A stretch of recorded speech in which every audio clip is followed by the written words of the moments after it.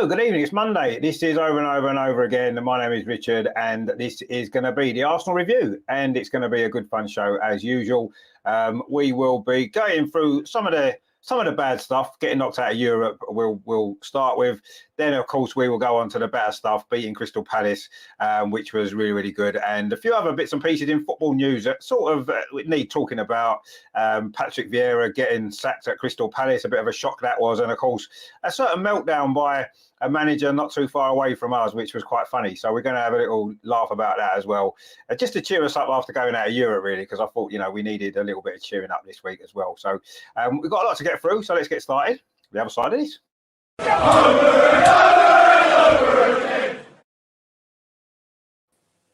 And there we go. A little quick intro just to get us going. We have got a full house in the studio tonight, which is good to see. Melvin, back again. Nice shirt you've got on as well.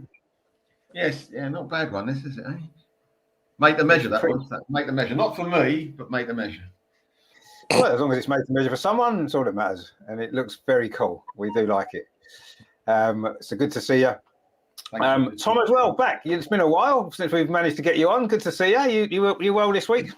Yeah, very good, thanks. I've had the sickness bug. It went right through the house, ripped through there, and we're all back to normal now, which is a shame. I enjoyed the spell in bed. Well, I mean, it gets you out of work, I suppose, but I suppose there's better ways to get out of work maybe than going through that. But anyway, good to see you fit and well. And Neil as well, I know you've been a bit under the weather as well, haven't you, recently? I can't seem to shake it. I mean, really not good. And then I feel a bit better and I feel I can do things. And then a few hours later, I hit a wall again and I feel down. So it's a bit horrible virus, but I'm glad, Tom, you managed to shake yours. That's good. Hopefully when I'm completely recovered, Tom keeps inviting me onto his pod, so maybe I'll be able to go on one day. You know what the key is, Neil? It's a bottle of vodka and a very strong curry. That's what okay. Yeah. It's the guarantee to get rid of everything. One or the other. Yeah, it's going to do one or the other, isn't it? But anyway, maybe that's what you need, Neil. Maybe that will sort you out. Well, thank you for having me on anyway, as always. Thank you, lads. Thank you. That's always good to see you. So I suppose before we get into all the fun stuff, we do need to maybe, get the bad stuff out of the way first. So let's start with Thursday night and what I thought was a very, very disappointing end to what I was hoping was going to be a glorious European campaign.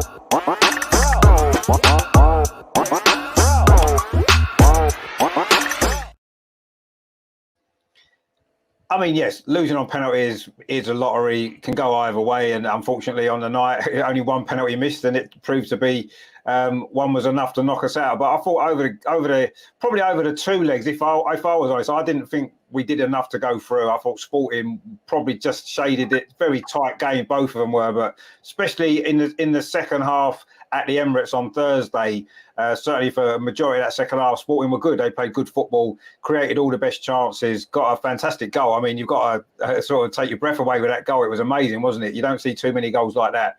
And I thought they probably deserved to win. Yes, we were better when we brought the main players on. For me, I don't think we can start a game in any competition leaving out Partey, Saka and Ødegaard all at the same time. And I think that was one of the issues. When all three of those came on, we was a lot better. And we could have maybe sneaked it in extra time. We had one or two chances. But I thought that was the difference, really. We didn't start our three most important players, potentially, and you could see the difference, and we wasn't quite good enough to make it through. I mean, Melvin, were you too disappointed? I know a lot of people well, it's good to be out of the way. We can focus just on the league now. And yeah, that's true. And we have to look at it in a positive way. But I was really disappointed because looking at the teams left in that competition and knowing that we're in the Champions League next season and we probably not ready to win that, I thought it was a missed opportunity to get another European trophy on the board, because who knows when we're going to be in the Europa League again. We're going to be, hopefully, Champions League for the next 10 years. I didn't want us to get beat. I never want us to get beat. But I just see the big picture. Honestly, I said it before. I mean, I know you can have it. We can win both, or we can nothing, or we can win one out of the two. I'm so much, every minute of the day, I'm trying not to think about it. I'm not saying it. That is so big for me. Everything else is a sideshow. Yes, I wouldn't mind winning it. No, fantastic. But the word I'm going to use to win something else is better than fantastic. You know what I mean? It's like in my early days, do you go for the ugliest girl in a dance? or do you try a couple of more minutes and think, there might be something else out there? It's a bit like that. I'm sorry to say. Sorry to be crude in this on Monday night before 9 o'clock. But what surprised me was the manager. Sorry about that, Neil. What surprised me was the manager kept a couple of players on, which really they weren't adding anything to the party. And I thought Jorginho did nothing apart from losing. I know the goal was fantastic, but that geezer who shot should never have touched the ball. We had the chance of moving forward with the ball, and he mishit it or something. He just couldn't get there. You can't blame him for the goal. Don't get me wrong, but little things make big differences. And also Nelson. I mean, he was a half Nelson, wasn't he, that night? I mean, he didn't do anything. He was seriously. I want him to do well. I want him to do. When he first was in the reserves and coming into the first team, I was telling my pals, "Oh, we've got one here. We have got one here. Unbelievable." I thought, what are they sending him to Germany for? We want him to play for the first team. He's good enough. He could do it. And then he had a couple of injuries. I think there was a bit of a problem in Germany. And he got injured this year as well. Everything has gone against him. And he had that goal. And I hope that isn't the top of his career. It'd be the most important thing he's probably going to do in an Arsenal shirt. Right? And probably the most important thing a lot of Arsenal players could do in an Arsenal shirt, not just him. But I only don't hope that is it. I mean, he absolutely lost. At one time, he couldn't control the ball with either foot. He got the ball and he was like come on. He had butter on his boots. He was really, and it's just one of those things. There's a player there. There is a player there. But for some reason, that night, I looked at him and go, no, mate, you're not doing it. This is your chance. Everyone loves you. Everyone's behind you. Everyone wants you to do well. And basically, you've taken the studs out of your boots for some reason. What's going on? That is a shame. And I think what it is as well, I think we spoke about this the other week, Richard. It's all right if you, like you say, if we got our first 13 players are wonderful, absolutely wonderful. But if you have 4 of them that are not part of that 13 playing at the same time, our team cannot be wonderful. And it showed up that night. The other team looked so dangerous. They looked very direct when they would go. Every time they attack, I'll be honest with you, it looked like they're going to score. And that wasn't just was any different as such. I know we had a centre Saliba out very early on, but they were playing the ball very. They didn't have what I would call an out-and-out striker that could do something. If they did, we would have been in bigger trouble and wouldn't need any penalties. But it was disappointing to go out, but not the end of the world. Put it that way. When I was getting on the train, queuing up to get on the underground that night, my shoulders weren't by my ankles. They were like, that all right. We got beat. Right, Sunday now, and that's what it's all about. No, I mean to a certain point, that to a certain degree, that's right. I mean, obviously, winning the Premier League is going to be a lot more important than winning the Europa League would have been. Absolutely, I agree. But we haven't won the Premier League yet, and it kept, for me, being in Europe kept the season alive. Whatever happened in the league, we could go for a poor run. We got some difficult games, but we'd still be in Europe and we still have something to cling on to. But if the league title slips away, we lose 3 or 4 games, then that's it. The season's over, and it's happened before in our history. I know it's a different team now, a different manager, but I would like to have stayed in it just to keep the season alive. Anyway, and also it's a cup to win, isn't it? A European trophy. It's like, well, come on. I mean, Tom, were you disappointed that we went out, or you sort of like Melvin thinking, you know what, let's just get away from that and concentrate on what the bigger trophy, the bigger issue, the bigger picture, as Melvin said. Did you kind of agree with that? Yeah, I mean, I was disappointed. I would have liked to have gone at least a little bit further, but we played off the park in the second half. 45 minutes, and the longer it went on, and if it went to penalties, you could see us just catching a cold on it, which we did. But as soon as the whistle went, and then I woke up in the morning, I was fine. It was all cool, and it was like, let's focus. I mean, given the choice between the Europa and the Premier League, it's a non-starter. It's the Premier League for me. Always has been, always will be. It's all right going abroad, and there's a certain sort of lottery with winning it. You get good teams win it, but it could be a different team every year. But you've got to win your own domestic trophy. You've got to win the title, and this is such a big chance for us. I mean, it's such an exciting time. I can't believe it. The football we're playing, the passion we're showing, the crowds we're pulling. It's absolutely excellent. So it's done and dusted for me. It was quite sad. I think Sporting just had us by the short and curlies, really. And fair play to them. They won it fair and square. No problems with that. Yeah, they did. I thought over the two legs, they were probably the better team slightly. It was very close, wasn't it? Not a lot in it. You know, we didn't play our strongest team either game. We didn't start our strongest team in either game. Maybe it's come back to haunt us in the end. We got a couple of comments in. 13 times says, "Evening, Rich. How you doing, my friend? Hope you're well."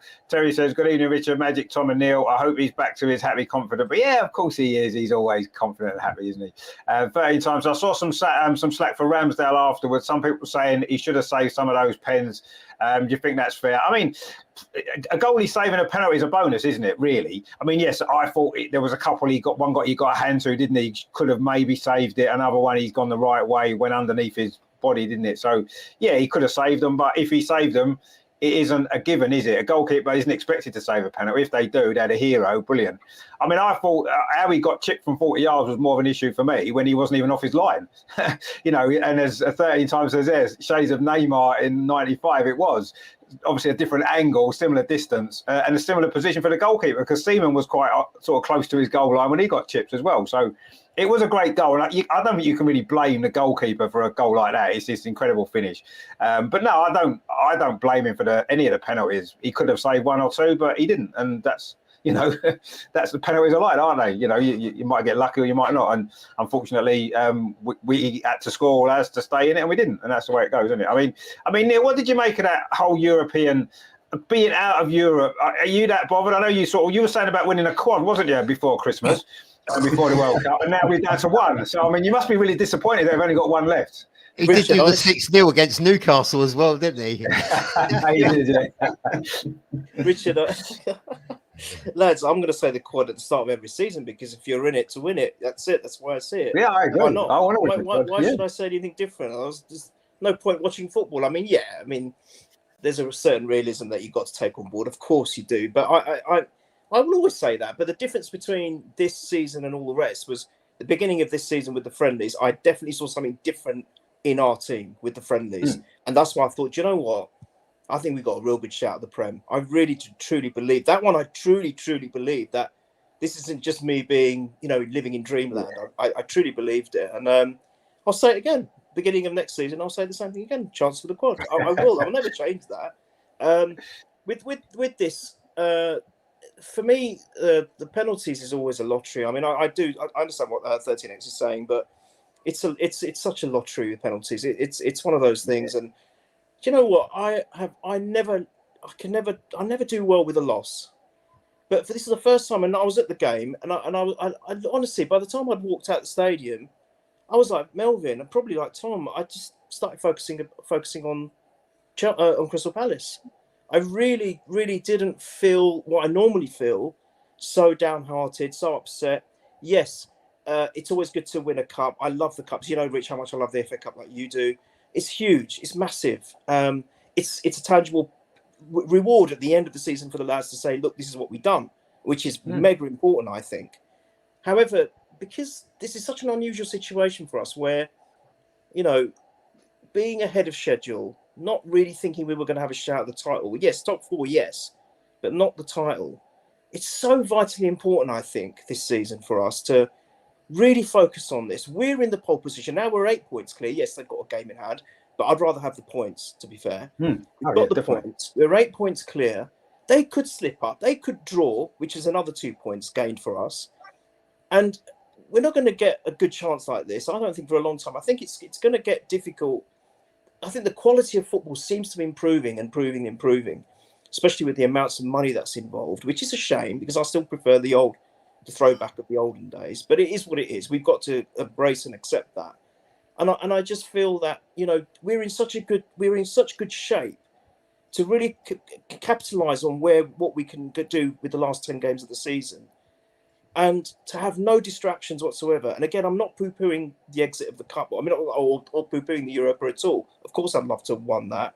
But we could have progressed this one, Rich.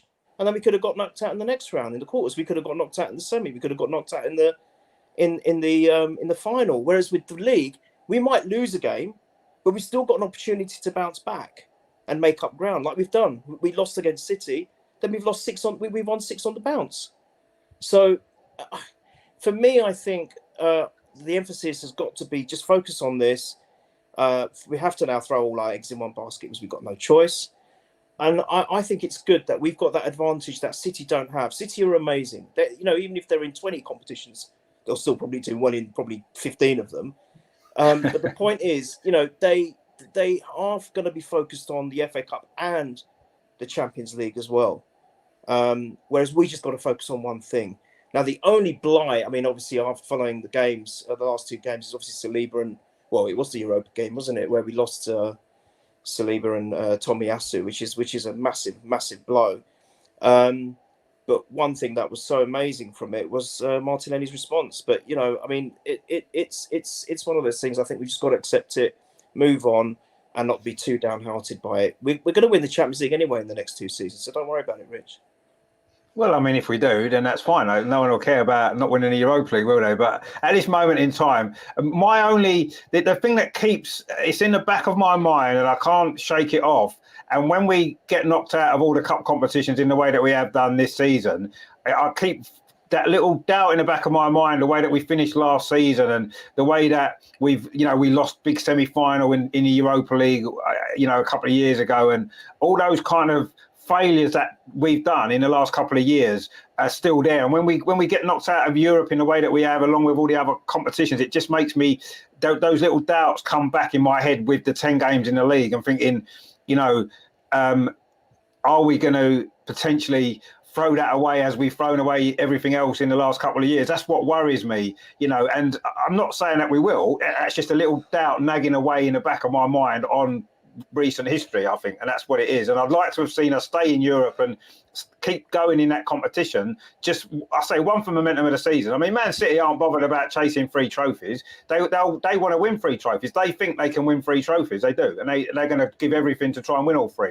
And we're struggling to hang. Well, we're not struggling, but we've now only got 1 left to hang on to. And we're going to have to give everything to try and win that now. Whereas City have got 3 options, so they're not really as bothered about either individual. I think they want to win the Champions League, but at least they've got other options to fall back on, and they're going to end up probably with at least one of them. And now we've got to hope that everything goes our way and we end up winning the league, because otherwise we're going to end the season with no trophy, and that would be a real shame. It'd be a shame for the players who deserve something. It'd be a shame, and it'd be a disappointment, really, wouldn't it? But it is what it is. We're out of Europe. We've got to forget about it. The Premier League is there for us. We're in a great position, as you said. We may not be in a position like this again for years. We don't know. We might be every year for the next 10 years. But, we don't, do we? But yeah, we need to, and I was pleased with the way we seem to brush it off quite easily and move on to the next game, and that was important when we did. I was worried that before the Palace game, which we'll come on to in a minute. 13 times says there, that's my concern too, Rich. We do have a history of bottling it, let's face it. Yeah, in recent years we have done, and that is my concern. I want to see us not bottle anything this season, and so far, 3 out of 4, we've kind of given up a little bit too easily for me, all 3 of those competitions, which is a little bit of a shame.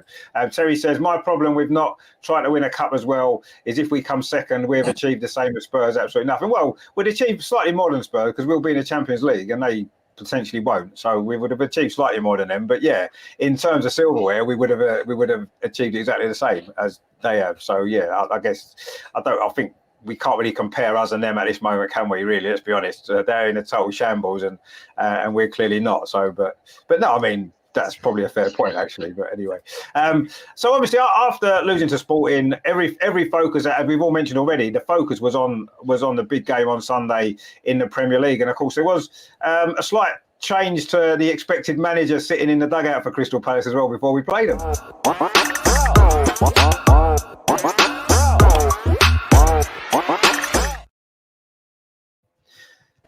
Whether or not that played into our hands in the end or not, I'm not 100% sure. Sacking Patrick Vieira a few days before, or 2 days before they were due to play Arsenal away, did seem a strange timing of that decision more than anything. And I personally felt it was maybe is a bit harsh on Patrick because, I think he's maybe paid the price for the success he had last season. They finished mid-table, got to the FA Cup semi-final, and they did take advantage of having Conor Gallagher on loan from Chelsea. They couldn't replace a player, or they wasn't prepared to spend the money to buy him or replace a player like him, and they expect Patrick Vieira to get similar results again. I don't think that was going to be possible. And, you know, he's done the best he can do. Palace, his aim's got to be to stay in the Premier League, and I didn't feel that they were going to drop into the bottom three. Yes, mathematically, of course, they're in a battle. So I thought that was a strange decision, but ultimately it didn't bother us too much because we went out there yesterday and dominated the game and won quite comfortably. But I do feel a bit sorry for Patrick. I do hope he's back. He gets another job in the Premier League because I think he's got potential to go on and be a great manager in the future. And I hope he doesn't. I hope he can bounce back from this and you know, get back another job quickly. But I thought that was strange. I mean, man, what did you make of all that with Vieira? Because it came out of the blue a little bit, didn't it? Yes, they've been struggling for goals and results recently, but I don't think they've been playing too bad, what I've seen of them. They just can't score goals. Well, if you think of all the managers that have been sacked over the last, say, 10 years in the Premiership, that means all the owners have made all those mistakes anyway in hiring them. So they don't know what they're doing. Yeah. You know what I mean? That's why I'm way of looking at it. With Patrick, I mean, he's close to my heart, like a load of other Arsenal supporters. I remember his first game, he was different class. You just had an aura around him before he kicked the ball. But as a manager, if you've seen the last 10 games Palace had to play, it was outrageously hard for that, you know. And I saw them against City, but I must say they'd lost all confidence by then, getting beat 1 week after the other. When they played at home to Man City, they were and Man City nearly didn't beat them, but they couldn't put 2 passes together. Couldn't score. And really, at the end of the day, you're right. At some stage, Vieira will be a success as a manager, I believe. It may not be the Premiership, but he will be a success because he's got what it takes, I believe. You know, and it's a shame for him. Really, really weird to do it just before the Arsenal game because the Arsenal crowd loved Patrick Vieira, and all the Arsenal would want Arsenal to win. But the slight into their brain and go, I don't want to see Patrick lose. You know, it's a bit strange like that, but that's why I saw it. You know, I really do hope he becomes a success. There's nothing more I like seeing than a smiling Patrick Vieira.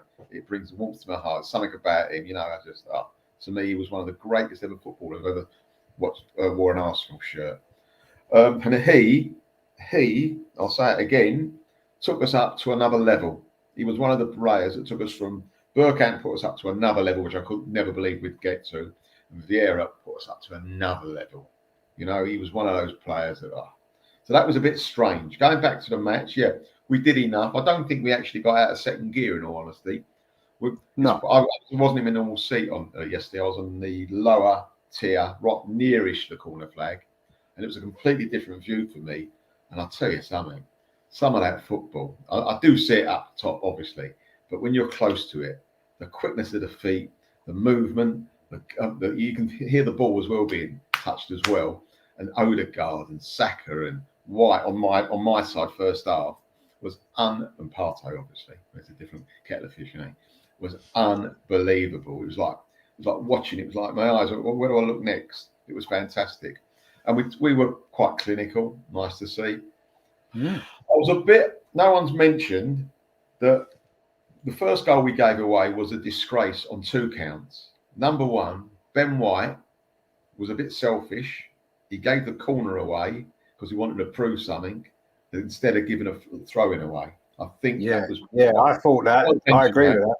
Yeah. Secondly, the corner, what is going on with our corner defending? We used to, this season... First half of the season, it was like, don't even bother get a corner against us, pals, because you could be, you know, it could be problems for you when we attack. Now, we look quite weak from corners now. And the thing is, I don't think we would have got beat or even drawn yesterday, but they nearly scored a second when it was 3-1. Yeah, they did. All luck and judgment there. Had that gone in, we'd have all gone, oh my God. And it would have come to the players. The crowd have been fantastic this year. Even letting a goal, own goal even. The crowd, come on, I think if that second goal would have gone in, it'd have been silent. And it would have reacted, the players would have reacted to that because they're not used to that this season. So I think we've got to do more work on our defence. There's something there not quite right. I'm sorry. And even when Saha had a chance when it hit the goalkeeper's back, which I didn't see on the day because I was up the other end. So when I spoke to Jerome, he told me that I said, what's all that? Hit the post? He said, no, it always hit the goalkeeper's back as well. So I think there's something we need to do with our defence, because that could be the thing that lets us down now, not scoring. We can always score goals now. We've got so much moving up front. The interchange is unbelievable.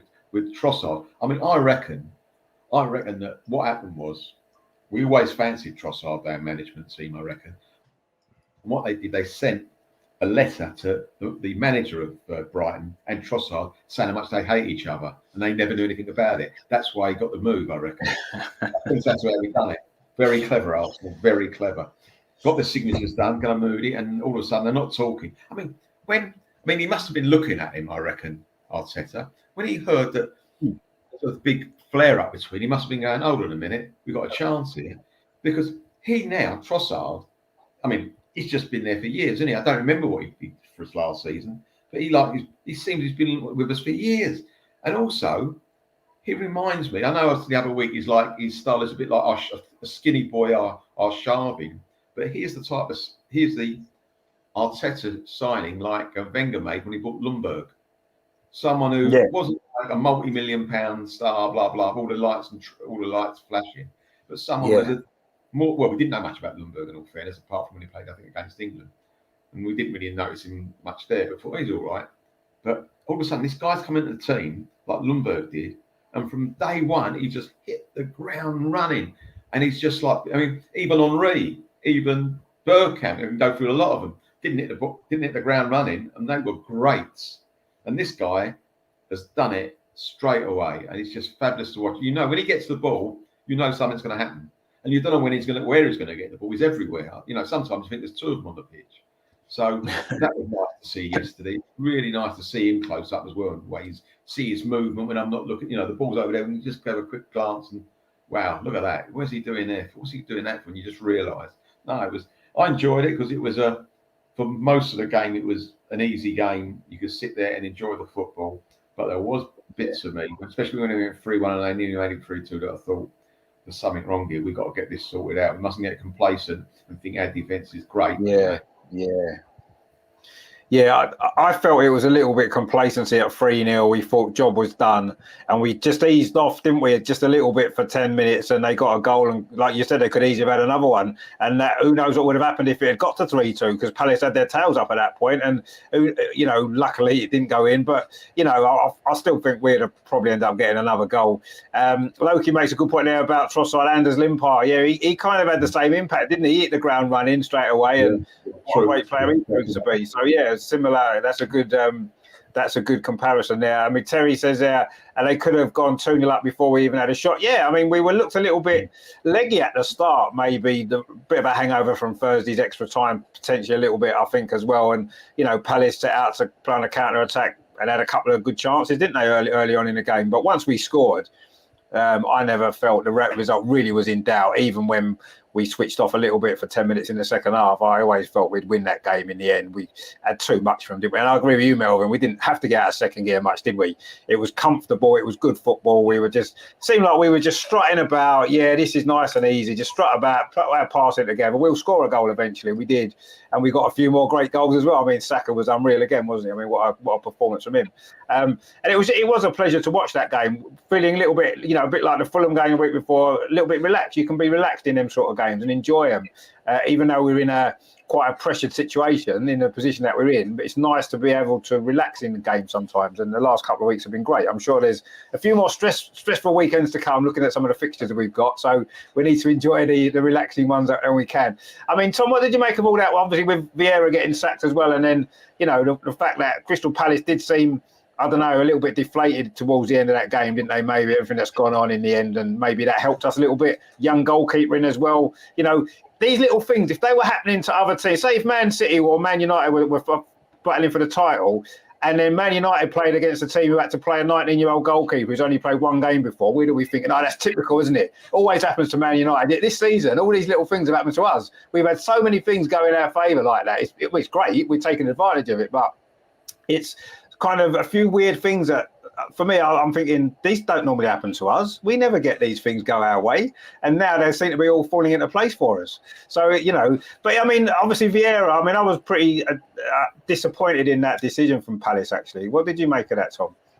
I was pretty angry, to be honest, and I don't really feel that way about many things. I mean, if Hodgson had gone, it didn't bother me at all. But he's, I think, as Melvin said, he's one of your own. He's an icon. He's a legend, and we've got a real soft spot for him.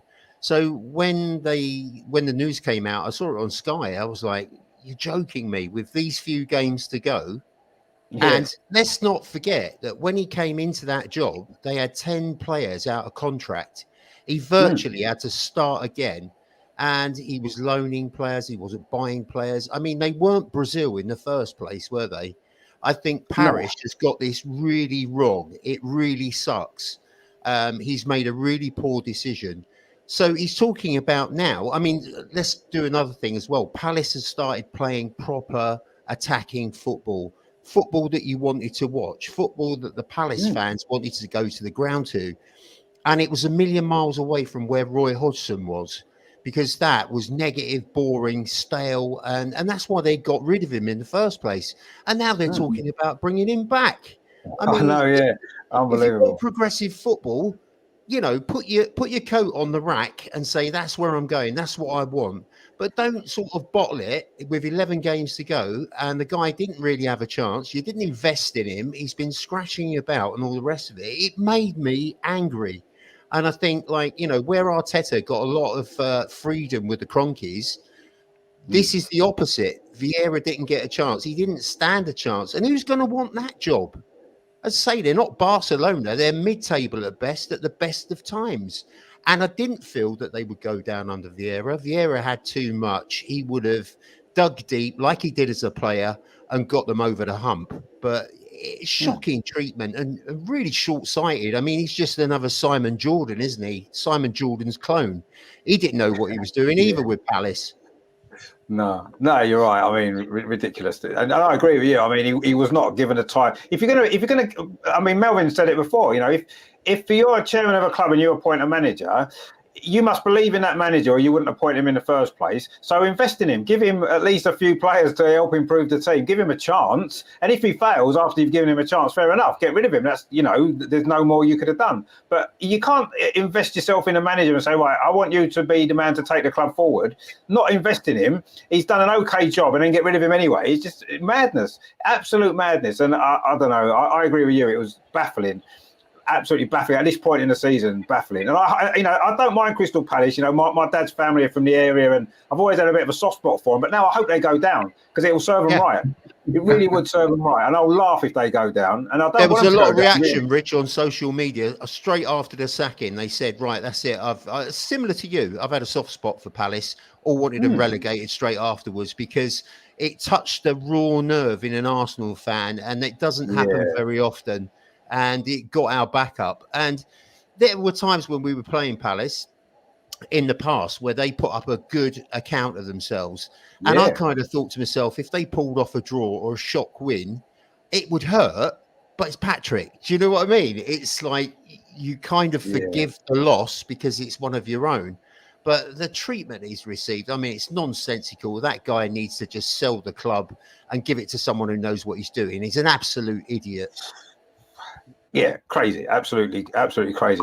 But maybe a little bit of that maybe rubbed off on the fans in the ground and maybe the players a little bit. And like you said, we hadn't beaten Palace at home for 4 years before yesterday, so they have at the Emirates. Yeah, they've done well at the Emirates recently. They've always put in a good performance, as you said, and they've been a tricky team to play against. Last year, it took a last gasp equaliser, didn't it, to make it 2-2 when Lacazette scored. So, it was for a Crystal Palace at the Emirates, that wasn't a great performance for them, and maybe it serves them right. It's tough luck as far as I'm concerned. And if they go down, I won't be too bothered. I must admit now, it would almost be, will he sell the club? Probably not. I think you could see him sitting at the Emirates yesterday, couldn't you? Sitting there all looking smug for himself. I'm like, what are you doing, mate? What are you looking smug for? Rich, what does it say about that club that they're looking to go backwards with Hodgson?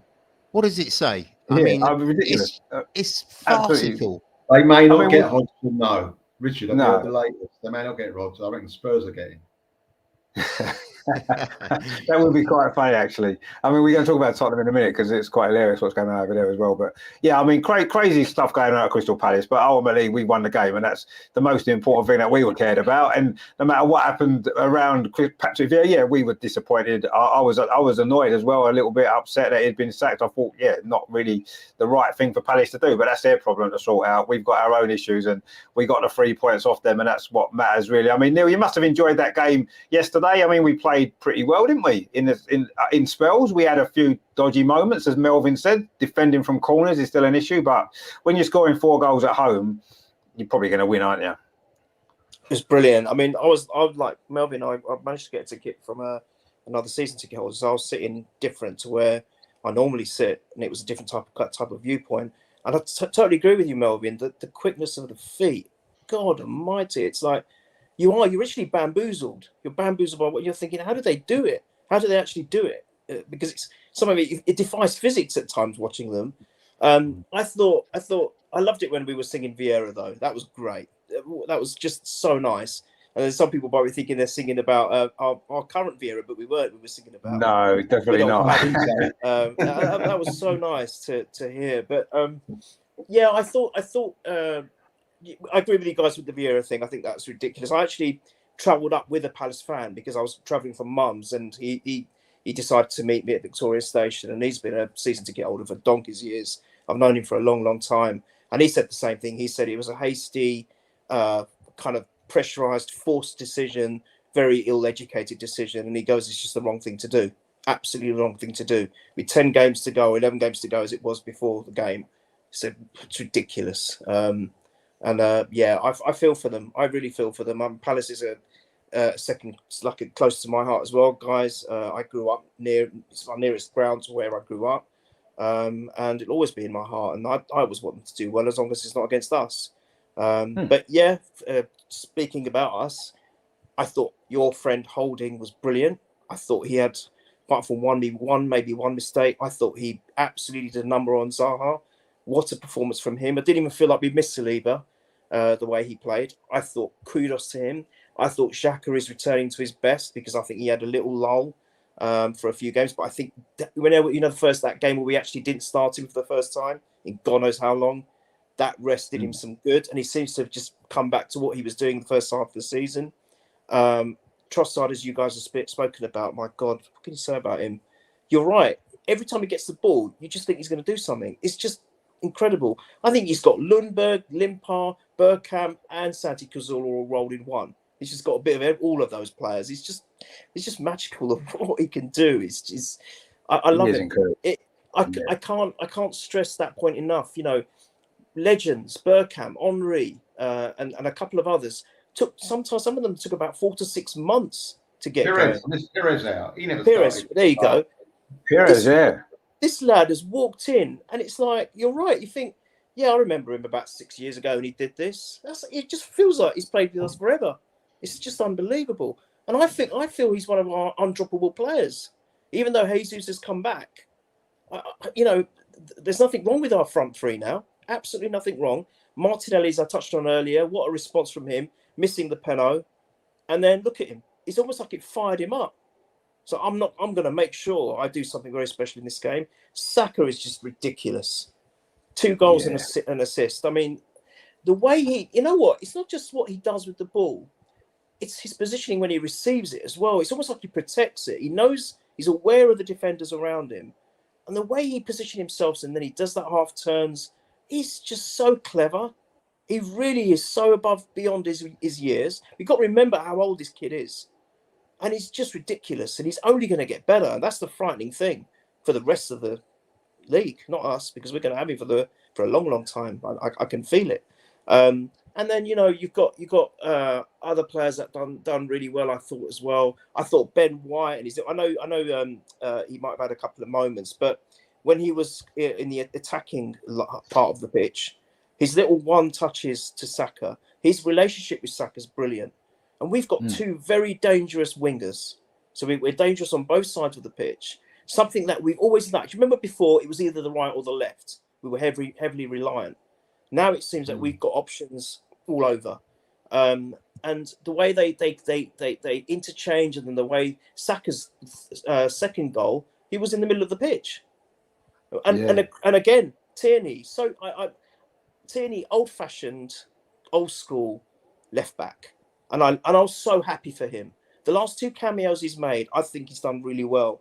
I want him to stay. I think it's going to be difficult for him and for Arteta to persuade him to stay, because he's not getting first team football, which I think he deserves, actually, by the way. And I think he'll get it in another Premiership team or another team abroad, maybe. He would. But if we can somehow persuade him to stay, especially with Champions League next season, I really hope he does, because he was great. What an assist as well. What a lovely assist. I mean, it was a great finish by Saka. There's no two ways about it. But that was a lovely assist by him. And he defends, you see. He defends. Great performance. So happy. I slightly disagree with you, Melvin. I know what you're saying about if they had got that second goal, that the crowd might have gone silent. I'm not sure they would have. From what I've experienced, I don't go as much as you do, of course. So you are better educated than I am. But from the games that I have been lucky enough to go to, it doesn't matter what's happening. We're just singing. We're getting behind the crowd. I'm not so sure we would have gone silent. I know it would have been a kick in the teeth, and it would have been, oh, no, it's not going to be one of those. We're 3-0 up, fully in control of the game. Then what we're doing, we'd make a couple of stupid mistakes, and 2 goals that they've got. I've got a feeling we would have carried on being quite noisy. I might be wrong, but I'm not getting that from the crowd anymore. I really am not. Go on. Yes, Neil, I'm not certain, and no one can be certain, but I just felt it might have happened. That's all. Yeah. Don't want it to happen. Why take the chance? You mustn't Of give a chance for the crowd to be silent. We've got to be on it the whole time, attack the team. We've got a fantastic support now, as you've seen. Let's just keep it going. Don't give the crowd any excuse not to be 100% behind the team. That's what worried me. I mean, it may not have happened. You might be right. They might have said, come on, let's go again. But you don't know. And that's no, true. No, fair point. I think it would have been like a brief sort of shock around the stadium, wouldn't there, if Palace made it 3-2? I think there would have been a shock briefly, and then I think the fans would have got behind the team, and I still think we would have ended up winning the game. We would have won. I think we would have got out of a level and got another. You always felt that we had more goals in us if we needed them, and then obviously we did need another one, and we got another one, and I think we would have gone on and won anyway, but we'd never know for certain, because the strange things have happened in football, and who knows. But I think there would have been almost like a disbelief for a moment if they scored that second goal, and then I think everyone would have kind of calmed down and thought, right, okay, let's crack on and get the game won. And I wouldn't have been too concerned that we wouldn't have won, but I mean, it's better that they didn't score it, obviously, because it made it a little bit more comfortable and a little bit more easier for us. And then the 4th goal went in, and that was game over. I mean, in terms of Kieran Tierney, I mean, you make a good point, because I agree. If he played pretty much any other Premier League team, he'd be a regular left back. And I actually think he's a better left back than Zinchenko. And Zinchenko is starting to annoy me a lot, actually. But that's more because I've played left back quite a lot when I played football, and I don't like seeing a left back in centre midfield. I don't like seeing him there. I'm thinking, get back in your position, because if I'm watching a game, or if I'm playing a game and I'm playing left back and I'm playing in central midfield, I'll be getting shouted at. Get back to your position, kind of thing. And it annoys me seeing him play there. And I don't know. I think he makes mistakes. I don't think he's as good as everyone thinks he is, because he rallies the troops, and he's got that winning mentality, and he shouts to the fans out of his car going home from the game and stuff. Everyone loves him, and I love him for that. But on the pitch, he's starting to annoy me, and I would rather see Kieran Tierney playing left back personally. It's not going to happen. Kieran Tierney doesn't fit the style as much. I understand what you're saying, Rich, but he's a phenomenal player. I mean, he's a great player. He's not a left back, though, Tom, is he? He's a good player, but he's not a left back. Well, no, he's not a left back in the strict sense that we all used to know. He's not a left back. He's not a left back at all. That plays into the middle. You've got so much going on with Zinchenko. He gives you so many options, especially going forward. He's an excellent player. I know you got told off for playing out of position, but it's not his fault. I'm not saying he's not a good player, Tom. What I'm saying is he's not a left back. Play him in midfield. That's You what you can't want to do. Play in afford the at midfield the and play moment Tierney at to left not back. have What's that? Zinchenko in this side. You cannot afford. I agree. Tierney is absolutely brilliant as well. And you've got those two options. Next season, we'll have more competitions, and I'm sure he'll get a good shout if we can convince him to stay. And that is the key. Can we convince him to stay? I don't want to see him go. No Arsenal fan wants to see him go. But at the moment, Zinchenko has got the position. That's without question. Every time we go into bat on a hard game, Zinchenko is the best option for me because he gives us so much in the middle and up the top as well. He gets involved all over the park. It's another dimension. Kieran is fabulous going forward. And Martinelli lost a lot of his impetus because Tierney wasn't there. Now Trossard's come in. We got Jesus as well. So Martinelli is going to start firing away. And you can see that. But the support was all on the right side. You had White going forward. You had Saka connecting there, So we've got brilliant options. And what a bloody change to have some brilliant options. But I've got to tell you, Zinchenko gets my vote every game we go in. I'll tell you why he gets my vote as well, Richard. He makes spaces for so many other Arsenal players. He gets the ball, returns, he holds it. They don't know what to do, the other team. All of a sudden they come to him, they go short, and Arsenal players are just coming off of him. And he's always got about 4 passes to give it, 4 options, Zinchenko, to give the ball to someone. That's not by luck. It's the way he plays the game. He moves it towards a player, return. That player's out of position. And I just think he's brilliant. No, he's not a fullback. I'd rather play Tierney left back, Richard. I'd rather play, and I love at the moment. Xhaka for me has been unbelievable. He's been unbelievable. But if he needs to rest for whatever reason, I will put Zinchenko in Xhaka's position because he can do the same job, if not better. No, I agree. And I think maybe my issue isn't with Zinchenko. He is a great player. I'm not saying he isn't. My issue is with the fact that he's not playing left back. I don't think I kind of, my head can't take in all these modern tactics and modern formations and stuff. 4-4-2 is all I want to see. Everybody knows what they're doing and it's easy to understand. I don't like all this inverted fullbacks and left wingers playing on the right and centre backs playing right back and all this kind of stuff. I can't get my head around it. Play players in their proper positions and stick to what we know, and then it's fine. I understand it. And I can't get my head around all this modern stuff. I'll tell you, Richard. Look, when I played, to be playing in midfield, I 100% agree. Listen, when I played football, and all of us played football years ago, we used to have numbers on our back that meant something. Right? Yeah. He'd have a number 3 in his back, Zinchenko, and he'd have a clue where he was playing. He can have any number on his back now. It doesn't matter the numbers on your back.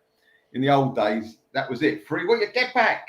Nowadays, it doesn't matter, does it? Yeah, but you say that though, Melvin. But now all players' positions are known by the numbers. Like you've got a number 10, you've got a number 6, you've got a number 8.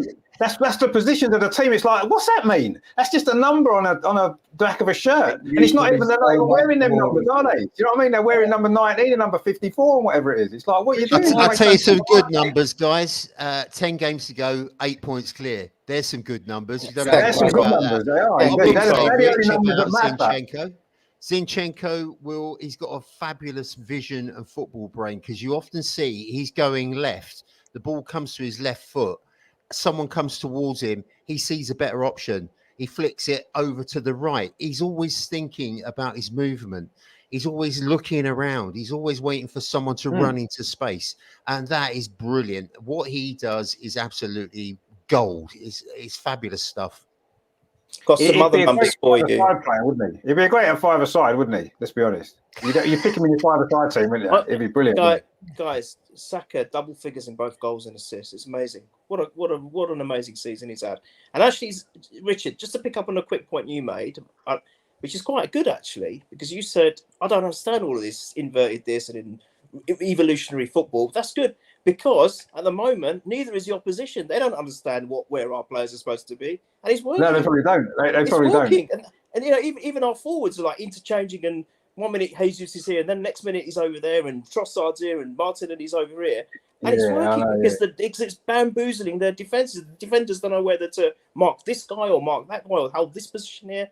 It's brilliant. So while it's working, let's unfortunately, though, the only team that does understand it is Man City. And we've still got to play them. They're the only team that understand it because they play only exactly one the more same way. time. Just one more time. It might be Yeah, enough. just one more. We haven't beaten them yet, though, have we, this season? So we need to find a way. But we'll see what happens. But no, you're right. Maybe it does. Maybe everyone's confused. I get confused watching them. I'm thinking, like you said, Bukayo Saka turns up in a centre forward position to score that second goal, and it's like, what are you doing there? And sometimes Zinchenko's playing in the right back position. I've seen it a few times. I think, what are you doing over there? I'm almost getting angry. What are you doing over there? Richard, what did you think about playing Party? What about Party at right back? Did you like that, Rich? You played Party at right back. No, I didn't like that either. No, but then he took check your blood pressure out, Rich.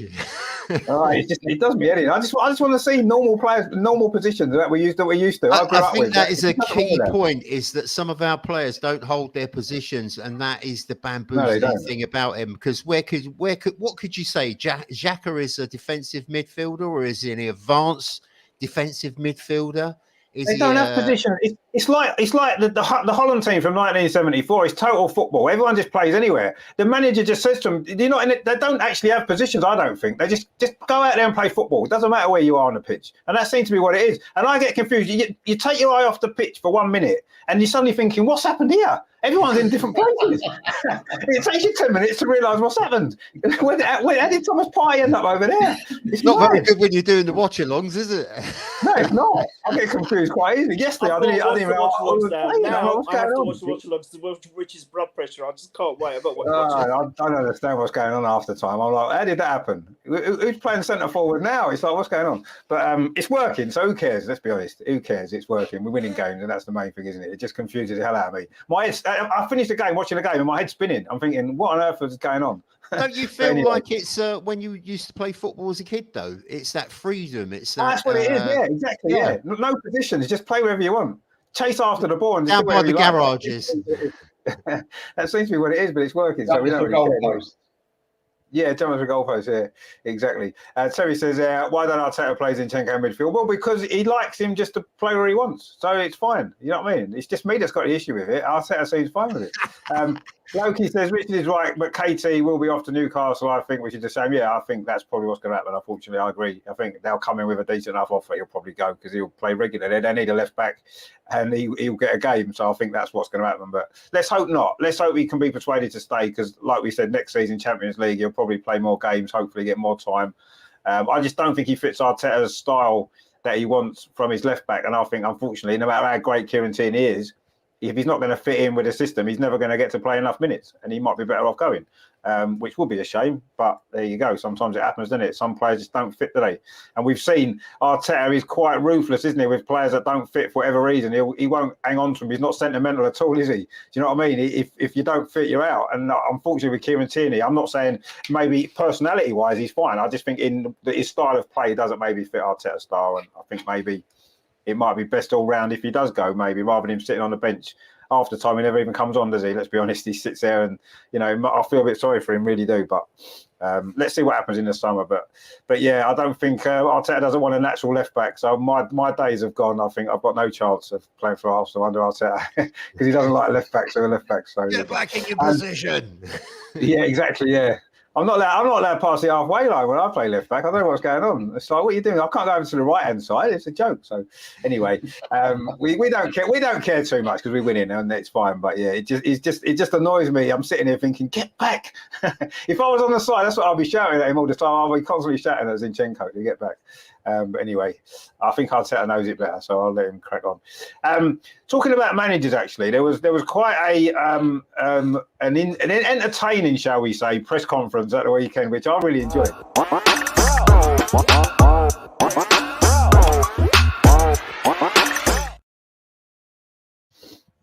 I mean, Antonio Conte is actually quite a funny character, isn't he? He's had a few meltdowns at Tottenham. He's only been there, a year and a bit, and he's already had about 3 meltdowns. And this one at the weekend I thought it was absolutely hilarious. I've got to be honest. I watched that video and that press conference about 5 times. It's just so entertaining. It's just brilliant. If you haven't watched it, definitely watch it because it's just hilarious. It's like, whatever comedy shows on TV, that is more entertaining and more funny than anything you'll see on TV. Absolutely brilliant.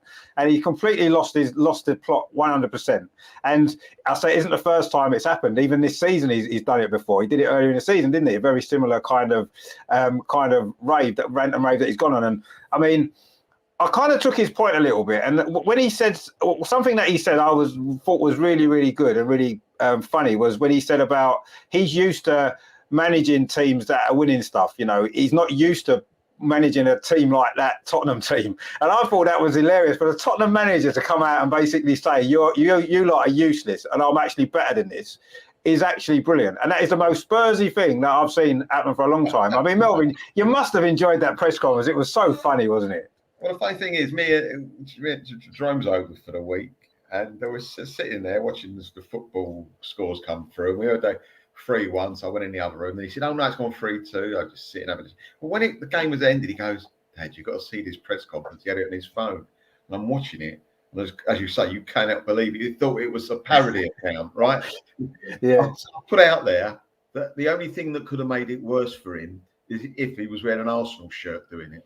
I mean, that was the only thing I could think he could have possibly done to spit in the faces of all Spurs supporters. Right? Yeah. Now then, you can have it both ways. You can have it that, oh, look, he's had money. You could say it is Spurs. They could get the best manager in the world and have every country backing them, and they still probably wouldn't win the league. You know, it's one of those things. That's life. Certain things in life are certain. Taxes, death, and Spurs not winning anything. And that is it, especially the league. But it was really weird. I mean, it was like going, please, I want to go. But it's only got a couple of months to go anyway. I don't know why he's doing it. And I tell you how fickle football fans are. And it's really, we should all be laughing at Spurs. We get enough chances to. But on a serious note, the third goal when I saw a match of the day was not a penalty, right? You know as well as I do that had they won 3-2, and it was no different, they would have done nothing different, Spurs. It wasn't a penalty. VAR should have said, "Don't do me a favour." 3-2. All the Spurs fans would have been happy, and he wouldn't have said that. There's a thin dividing line between success and failure, especially at the top level, and that proved it more than anything else. All the Spurs fans now, they want to bomb the stadium, mate. They want to just they're blaming the management, they're blaming the ownership. I mean, it can't be both their fault. As I say, the ownership's got to take a big hit on the basis of where, number one, they never backed the team years ago. Number two, they've had 13, 14 crap managers out of probably 15 they've had the last 30 years. Right, and also they didn't spend the money when they should have done. They had a very good squad under Poch a few years ago on crap wages. They were getting like a third of the Arsenal players' wages each player. Like Kane was on silly money. The two centre halves who were brilliant were on stupid money. Like, you know, it's like, what's going on? How can they do that? I was thinking to myself, why? How can you do that? That's fantastic. And they could have then upped the ante, spent a few quid, and they might have actually done something. But no, it's always little corners cut and all that. And it's come back to bite them on the bum big time. And now, I said it, I don't know when I said it, probably in my dreams I said it. But I was thinking, like, they've had Mourinho, highly rated. Not at the top of his career, I'll give you. They've had Conte, highly rated. Where do they go next? There's no top manager above that. The only one I can think of was the ex-Chelsea manager, right? Tuchel, is it? What's that, how you pronounce his name? Tuchel, yeah. Oh, Tuchel, yeah. Tommy Tuchel. Only one. But they keep going for these top managers, but these top managers want to put their personality onto the team, and Spurs won't let them because it's Tottenham. Levy won't allow that to happen. It's Levy's club, and you do it my way, with respect of loads of different things. So they are in a mess. I mean, as you say, like you say, Tom, going back to old managers, they could go back to Poch, but it's never the same, is it? It's never the same. I mean, he really was the driving force for him. They had the best years under Pochettino. He understood the fans. He understood all them trophies they won as well, Tom. All them trophies they won under Poch as well. They were getting close to it, but they were getting close. All them trophies, brilliant. If it wasn't all that saga in the dressing room with someone shagging someone else's missus, I think he would have kept it together. I mean, there was all that backdrop and it all went septic and toxic and all the rest of it. And they, as you say, I mean, you can have the best manager in the world. If you put Jurgen Klopp in there or Pep Guardiola, how would they fare? They wouldn't win anything there either. No, exactly, you know, it's a big pyramid of disasters. You've got Levy wants to peel the oranges at half time and rub the boys down with the Vaseline, and you got it. You know, he wants to get on the pitch. Yeah. But you know, and then you got a manager who's got no control. He's not exactly. I think he's probably earmarked a few players, but he hasn't got exactly what he wants. And it's a really ill-fitting team. With 1 week they're really good, the next week they're very average or very, very poor. It's a disaster. And I just hope it continues. I mean, it's brilliant. It's brilliant to watch. And the meltdown that he had, it was fantastic because he actually told the truth. He didn't care. He did. He did tell the didn't care truth about his job. He told Levy where to poke it, and he told the players they weren't pulling their weight, and they weren't, and they aren't. And it's as simple as that. All these years where they've been having a go at Arsenal fans, taking the piss and all the rest of it, now they've got that albatross of a stadium that's costing them, and they can't invest like we couldn't. And it's all come home to roost, and I love it. Yeah, absolutely. I mean, it is funny because, you know, I've seen a few Arsenal fans maybe saying, well, you know, Conte clearly isn't as good a manager as everybody. You know, there were times when, you know, Conte was touted around as being a potential Arsenal manager. And, you know, there's a few Arsenal fans now saying, oh, well, just as well we didn't get him, serial winner, look what he's doing. But it's not him, it's Tottenham, isn't it? Quite clearly. You know, Mourinho's won trophies everywhere he's been. He went to Tottenham and won nothing. You know, Conte's won big trophies everywhere he's been. He goes to Tottenham. It's not the manager. The manager isn't the problem. It's the club. Something that they are, I don't know whether they're cursed or they're jinxed or whether it's just badly run, a bit of everything. It's just ridiculous, but it's funny at the same time. I want you to agree. I want to give an analogy on Tottenham. You know what it's like? It's like having the best teeth in the world, but rotten gums. You know what I mean? There's one for the Tottenham fans. That's what a cup looks like. That's about the only one they'll ever get as well. I mean, it is. I mean, you know, putting all the kind of the rivalry and the stuff aside, for a club of Tottenham standing in football, the fact that they've won so few trophies doesn't actually make a lot of sense, does it? In reality, it doesn't actually make sense. They should have, you know, won more league titles. They should have won more of everything. And yet here they are, pretending they're a big club, and sort of they are a big club to a certain degree, you know. And look what they.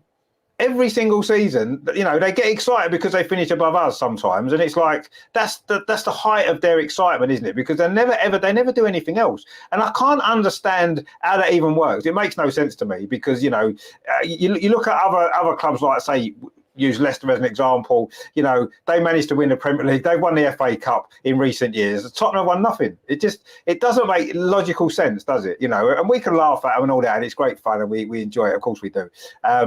But in real terms, I can't understand how it's got to the point where, you know, they've gone how many years it is since they last won a trophy? 2008, wasn't it? Then they won a League Cup. You know what I mean? It's unbelievable, really, for a club who pretends to be one of the big six. I don't know where that came from, to be honest with you. You know, how are they even considered as part of that? When they were doing that breakaway thing, the big six, well, who even included Tottenham in that? Who even thought that Tottenham should be in that top six? Ridiculous. But I mean, obviously Conte, that was hilarious, and it is quite funny, and he's obviously not going to be there next season, is he? He's clearly not. One way or the other, he's either going to leave or they're going to get rid of him. One of those two things is going to happen. And they've got that international break now, Rich. It'd be interesting to see if he comes back from that. Actually, yeah, maybe this is the time. I mean, I've got the feeling. I mean, Neil, listening to that press conference, it was like that was almost handing in a resignation notice, wasn't it? Live on TV. That's what it looked like, didn't it? Everything, when you look at everything he was saying, it was like, wow, what more can you do to get rid of your job? So go on, Melvin. You know, there's a lot of trouble with people coming from France in a boat, right? I think he's going to go the other way quietly, get out of the country. I think he's trying to get us so no one sees him. Wasn't he spotted on Ryanair Airlines? Wasn't there? That's right, EasyJet or something, wasn't it? Or EasyJet, yeah, I think it was 15 EasyJet, million a year, and he's on EasyJet. It's brilliant. That's brilliant. Love it. Honestly, yeah. I agree with Tom. I think he just spoke the truth. I think he just spoke absolute 100% truth, because listening to it, while it was hilariously funny, anything to do with Spurs is hilariously funny, but I just thought that's absolutely spot on. It's a damning assessment, but it's absolutely factual, every single word. And the fact that it just comes from the Spurs man, it just makes it better for us. And, you know, long may it continue. I agree. I mean, you know, they talked about the shift of power. We were getting smashed in the media. Oh, Tottenham are better than Arsenal now. What did they achieve in their shift of power? Nothing. They just got to a few more Champions League final state. Got to the Champions League final when we couldn't. But we'd done it for 20 years running. Yes. We've done it for 20 years running. And when we were doing it, we were getting chastised for it because, it's a top 4 trophy. That's it. As soon as we were out of that, suddenly the top 4 becomes magical. It becomes like the what's the Holy Grail. Holy Grail. That's the one. That's the thing word I was looking for. And it's like, just because now we can't get it. But when we were doing it consistently, Arsenal just happy, Wenger's just happy with the top 4, is he? Well, I'd like to know what you achieved in your shift of power era, because you've achieved absolutely the sweet sum of FA. That's what you've achieved. Great. So sorry, Neil, what was when you're talking, what you say is so true. But one of the best things I've ever seen was Paul Merson on Sky. What success! Yeah, that was one of those cigar moments, wasn't it? The old, the old what they call it when they do that thing with a chain and a cigar? Yeah. That was with the Snoop Doggy Dog music. Yeah, that's it. Yeah. That was absolutely brilliant. The timing was great. Is it just the way he did it? It's just not success. It was like. But Melvin, do you know what? That's it. That will never get old. You can probably play that in 30 years and it'll still be relevant. Oh yeah. Because they'll never achieve nothing. They'll never achieve nothing. Talk about just going back a little bit. When you said about Crystal Palace, we got a 2-2 draw. I remember it quite vividly. And Lacazette got the equaliser. I remember that. It seems like 20 years ago. So different to this Arsenal team. It seems. Just mentioning Lacazette. It feels like Lacazette's not played for Arsenal for about 10 years. Weird. Was it 12 months ago we played them, or whenever it was? 14 months it might have been. Who knows? But it seems so long ago when Lacazette was in our team. It does. Things have changed so quickly on lots of fronts. They have, and obviously, you've mentioned there, Neil, about that what Merson said would be relevant in 30 years' time. But the fact that things have changed so quickly at Arsenal, it is possible that one day things might change as quickly at Tottenham as well, and they might end up. They'll get relegated. Well, yeah, hopefully they might do again. They did get relegated once. I was very young. I don't think anything's going to improve while Levy's there. Nothing will improve. I definitely won't. He's the issue. 100% he is. Yeah, definitely. And let's hope he stays there forever, because that would be even better. Loki says there, Martin Yole had me worried until they sacked him. I remember Martin Yole. He was funny, wasn't he? They've had some weird managers. Who was that one? Christian Gross. Christian Gross was good, wasn't he? Wenger on the touchline. Was that Martin Yole? Was it? Yes. Was it Yeah, I think it was. Yeah. Can I give a story about Martin Yole? I don't know if I've told you before. Sort of boy five. I'm going to tell it again anyway. I used to live next door to him, right? And he used to say hello. He didn't know I was an Arsenal, obviously, but hello, Martin Yole. Yeah, very nice. And the wives, every morning or whatever, right? Anyway, we played a midweek game. I came down the stairs, and he was in the director's box. Must have been playing Spurs the next week or something. And I went down, and he was right by on the edge of the. And I was coming down and down, right by the edge. So he was one away, and his mate was there. I tapped him, goes, "Can I, Martin?" He turns around and goes, I looked at him and says, "Can you give me a lift home, please, Martin?" Like that.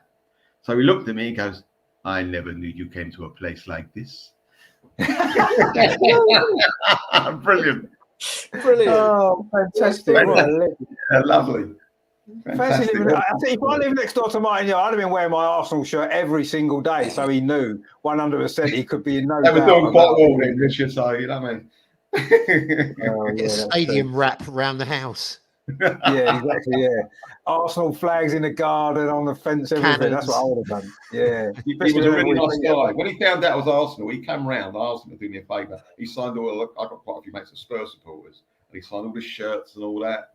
And he said to me, Henry is going soon, and he didn't. He went a bit after that, but he was really, really engaging. I thought he was a lovely guy. Seriously, really nice guy. Really nice. Wow. What a great story that is, by the way. Melvin lived next door to Martin Yole. That has got to be the best story that's ever come out on this channel ever in history. That is brilliant. What a fantastic story. Hey, so you were right there what you were saying before we came live about celebrities now. I told you Melvin's a celebrity, without a shadow of a doubt. No, see, I was right. I was right, Rich. There you go. Yeah, autograph time. Yeah, exactly. Yeah, that's an unbelievable story. That Henry's in the chat there. He says, "Hey Gunners fans, it is a great feeling to be 8 points ahead of the Premier League. Exactly. Just waiting on my 3 points from everyone to bring them home. Well, yeah. I mean, we've still got 10 left. 30 points to play for, so still a lot to do yet. But yeah, it's certainly, it does feel good to be 8 points clear and a potential to go 11 points clear, because we play before Man City do next, and if we win that game, I didn't know that. Yeah, because we're playing on we played on the 1st of April, aren't we? And I think that which is the that's the Saturday, isn't it? They're playing on the Sunday against Liverpool. Oh, so that could be tasty.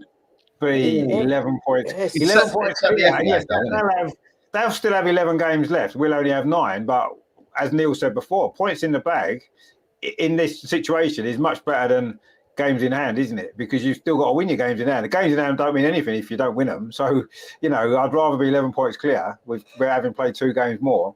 City are going to mess up somewhere for sure. They're going to mess up somewhere. They're going to get a draw. I mean, that Liverpool game looks even tastier now because it is at Anfield, isn't it? I'm sure it's at Anfield. No, I don't think it is it? No, I don't think it is, Tom. No, is it not? I'm sure it is. Well, regardless, I mean, Liverpool will give them a game. And I think a draw will suit us. That'll do us. And if Liverpool can actually turn the screws and win, that'll be even better. I mean, 11 points. Yeah, don't forget running down the clock. Don't forget that we've still got to go Anfield. We've still got to go to the Etihad. Yeah. We've still got to go to Newcastle.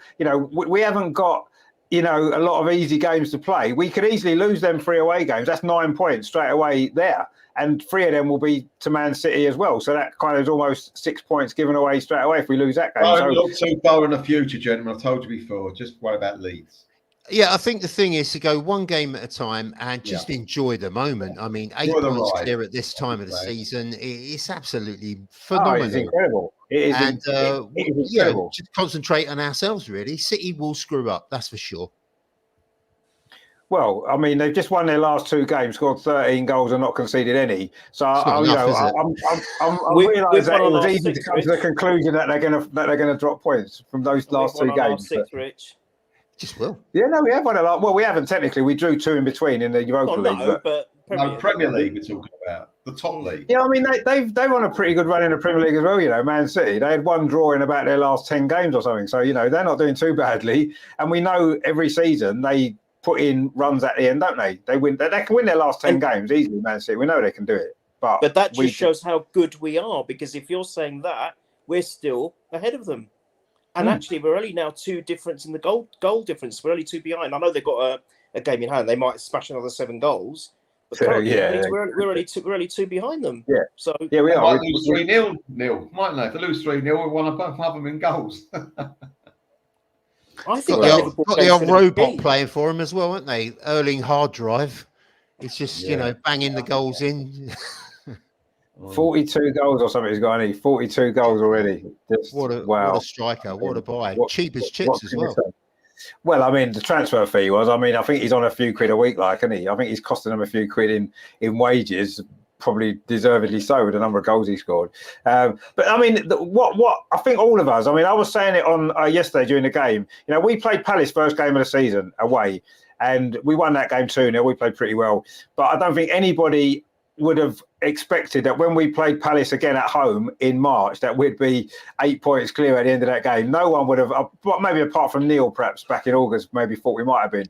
But I don't think anybody really expected us to be in this position at this point in the season when the season started.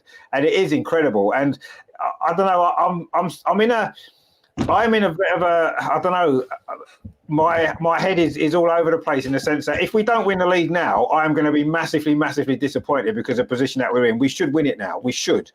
I know it's not easy. We've got tough games, as I said. We could easily lose 3 or 4 games and get caught. But in the position that we're in, I would be massively, massively disappointed if we didn't win the league. But then on the other side of that, the season has gone 100 times better than any of us could have imagined it was going to.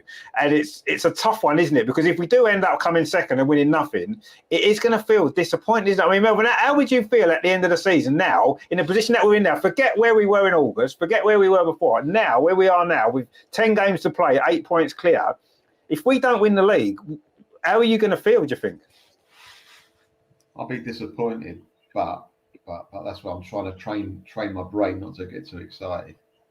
I'm serious. I'm trying not to. I don't really want to talk about X amount of goals and teams and who we're playing and the permutations. I just want to until we get over that hill. We're still going up the hill. Until we get to the top and look down, then I'll say, you know what? It's ours. No way at the moment. Sorry. If there was 5 games to go and we have 5 points ahead of City, would you really be that confident? You'd be more confident than you are now, don't get me wrong.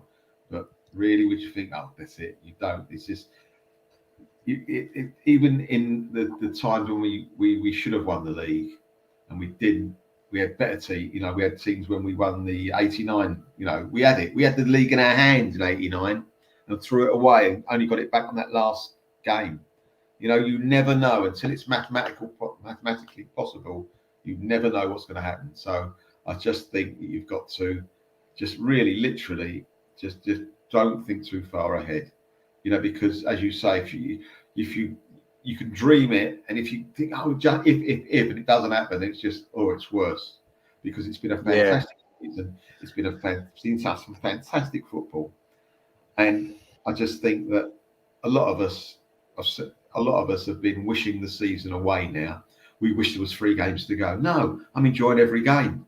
I want us to play every game. I actually enjoy going, watching the game, having a bit of a cheer, seeing a few old faces after the game, staying, 5-10 minutes after the whistle goes. Then my slow walk around the station or whatever. I enjoy the whole experience now, and I want to watch us every single game and play football, because that's what it's like. We're not like I'm not knocking him. I'm not knocking him, because I enjoyed the end result. The George Graham teams that got the result, and not necessarily sometimes the football. Though we did play some good football, it wasn't primarily. It was to win the game and then worry about the football if you can do it afterwards. This is altogether football and winning, and that's what I love. And I think we shouldn't worry about that, because go forward 3 years, and if we come second, I bet you hated that season. No, I really enjoyed it. Disappointing, but I really enjoyed going to Arsenal, and that's what I feel.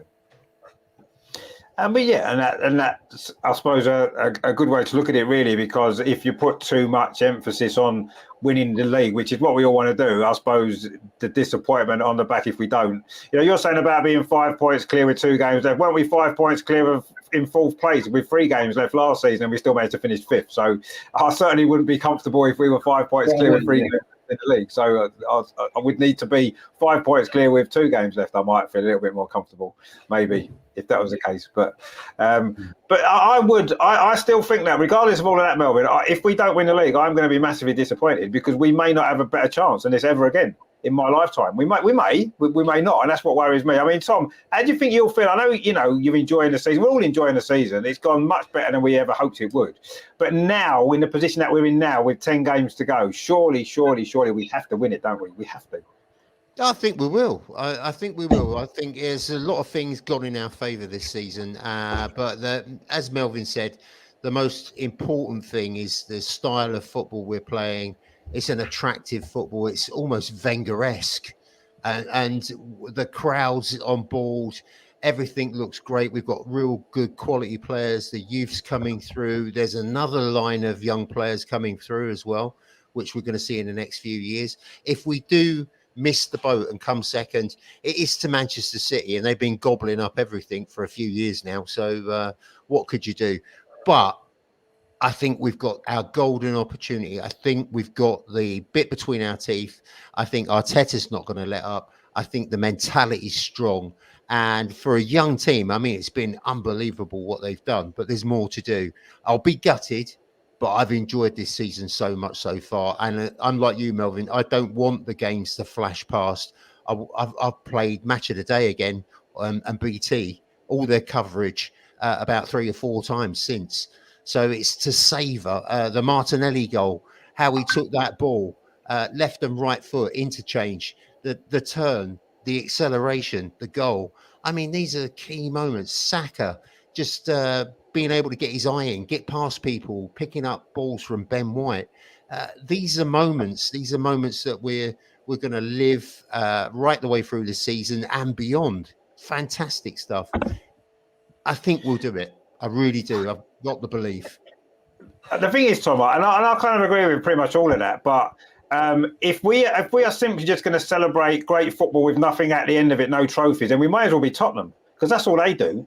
They celebrate what great football they got. What Harry great Kane, the greatest football? goal scorer who's ever Well, played they football. play great football. Well, no, but they have done in the past. Come on, we've had to accept that Spurs in the past have played some great football. It hasn't got them anywhere, but they have done it. And they've had some great players, Gascoigne and all that kind of stuff. You know, they have had some great players. They've played some great football, and that's, you know, it hasn't actually led them anywhere. And to be honest, you know, Melvin mentioned George Graham, and to be honest with you, if we win every game if we was to win all the big games 1-0 and win the league playing boring football, ultimately we've won the trophy like we did, and that's got to be better than playing great football and not actually winning anything. That's more, you know, I would rather we win the league. Just however, I want to win the league, but I want to win it with style. I want to win it with panache. I want to, you know, I want people to look at Arsenal. Years, Tom. I'll take anything. I'll take 9 1-0 wins. 9 scrappy 1-0 wins. Yeah, I'll have a 1-0 win if it goes off Ben White's arse. I don't really care about that, but I still want to keep up the standards of football. We don't want to let that drop. We are a fantastically entertaining side. Whereas when we had Unai Emery, God almighty, it was hit and miss, and back out still leaves a nasty taste. Wasn't it? It was entertaining, though, wasn't it? There used to be the other team used to have 30 shots at our goal every game. It was exciting stuff, wasn't it? You know, there was shots all over the place. But no, you're right. I mean, I want to see us win the league. Can't agree with a Tottenham comment at all. I can't remember a team that I've gone, oh, that's a brilliant Tottenham team. I can't. Don't you remember the Hoddle team from the 80s and the Gascoigne team? They were a cup team at best, Richard. Yeah, they were a cup team, but they played some good football. They were rubbish, but they played some good football. They didn't win anything, but they did play some good football. For Tottenham, they did at that time. They have had teams that play good football. I've seen Tottenham play good football. I have.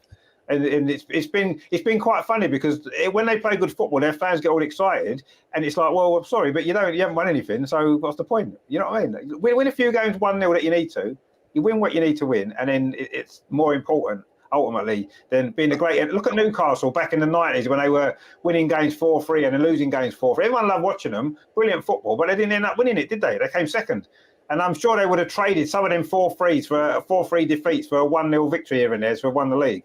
And that's exactly what I feel now. I don't care if we play good football now. We just got to win the games every single week. Playing good football's a bonus, and if we do that as well, happy days. But I don't care if we win 1-0 and we pass backwards. But we have done that this season. We have ground out the odd result 1-0. Oh, we've ground out. Yeah, we have ground out the odd result. Yeah, and we've had to. We're going to have to do a few more. We're going to have to. I don't mind that. I don't mind that. I'll take a couple of 1-0s scraping. Yeah, I'll take 9. I'll take 9 scrappy 1-0s. Don't worry about that. We're in the position that we're in. Loki says we won the league on 78 points before. We did, and we also came 5th with 75 points before. So it just goes to show, doesn't it? Each season's different. I mean, 78 points this season, he's not going to win us the league, is it? Let's be honest, because Man City are going to get a lot more than that. So Loki says, I'm happy we're in the discussion. Yeah, I am, but we are 8 points clear with 10 games to go. We're not just in the discussion now, are we? We are favourites, I think. We are favourites. I mean, Neil, I know you've been saying since the summer that we were going to win the league. Since the dawn of time.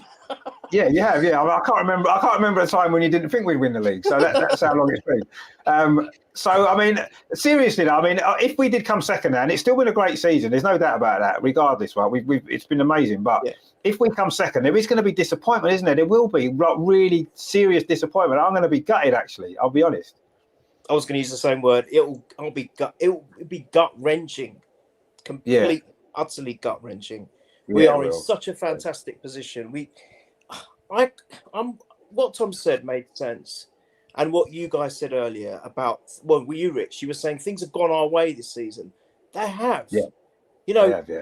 How many times that Bournemouth winner that wouldn't have happened? It's almost like the Jorginho kick, and it went off. Martinez. The goalie, the last minute. Yeah. Things are going in our favour. To me, it's fate. It's written. I just feel, even with the 2 injuries, we've lost Tomiyasu now for the rest of the season and probably beyond, because that looks quite bad. So I can't even see him starting in the start of next season. And Saliba, I'm getting mixed signals that he's going to be back in a couple of weeks and then he's not going to be back. And, that's tough. They're tough injuries to take, because it is going to hamper us. However, I just feel that we've got so many things that have happened which normally would never happen to us, not in a million years.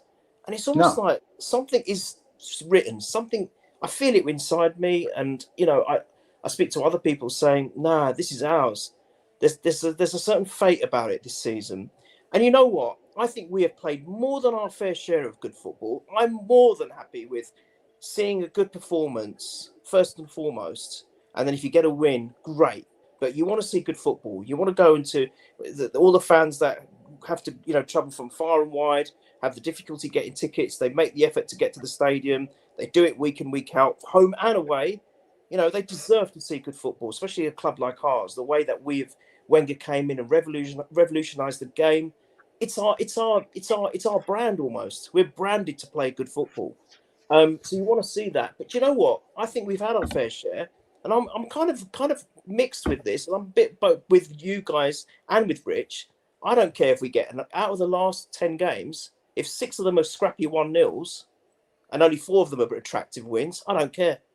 I just want us to get over the line now and lift that title, because that title is going to be significant for us going forward in the next 3 to 5 years.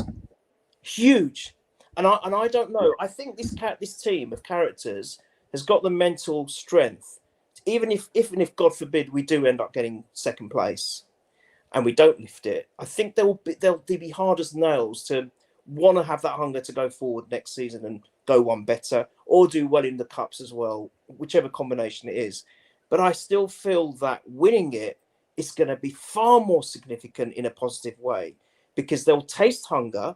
They'll say, look at the effort that we put in. Look what it's resulted in. We've won the league. We're champions of England. Who thought that? No one gave us hope in hell. We've done that. And now the world's our oyster. I don't care if Qatar comes in and spends 20,000 million on Man United and da-da-da-da-da. End of the day, we have got a good balance of players already. They know each other. They're young. We're the second youngest squad in the Prem, next to Southampton, I think it is. Right? Yeah, it is, yeah. And they're already there. They're doing it together. They know each other. They seem to all be getting on well as well, which is a huge plus. Because if you've got players that are out of sync with each other, even on a personality basis, that's not a good thing. But they all seem to be singing from the same hymn sheet. They all seem to know the score, and they see Arteta's vision. And if they can win that title, I think we're going to go on to success in the next 3 to 5 years, maybe even beyond, because we got a young squad. And I know for a fact that I don't know for a fact, but I've got a feeling that the players that he bought in the January transfer, which I think is still good. I mean, Trossard's amazing, by the way. But I think he will get those younger, probably the ones that we thought would get in January. I think he's going to get a good 3 or 4 good signings to bolster the squad even further for the next season and beyond. So we have to win it. I don't get how we do it. Like coming off Ben White's butt cheek, I couldn't care less. We just got to win it. It's a good point, Neil, because if we go into the Champions League with this squad, I mean, it's still got holes in it. We still have to get at least 4 or 5 real good quality players just to change it up, because as we saw in the Europa League, we were a bit woeful. We were a bit thin. There was no game changers, or whatever he calls it now. It's not substitutes, it's something else, isn't it? But yeah, we need to go deeper. We need to buy more quality. It's a fantastic squad. And as I said, there's that undercurrent of youth coming up, which we're going to link into, but very exciting. Champions League, bolster up in the summer. It all looks promising for the next 3 to 5 years. Yeah, totally agree with you.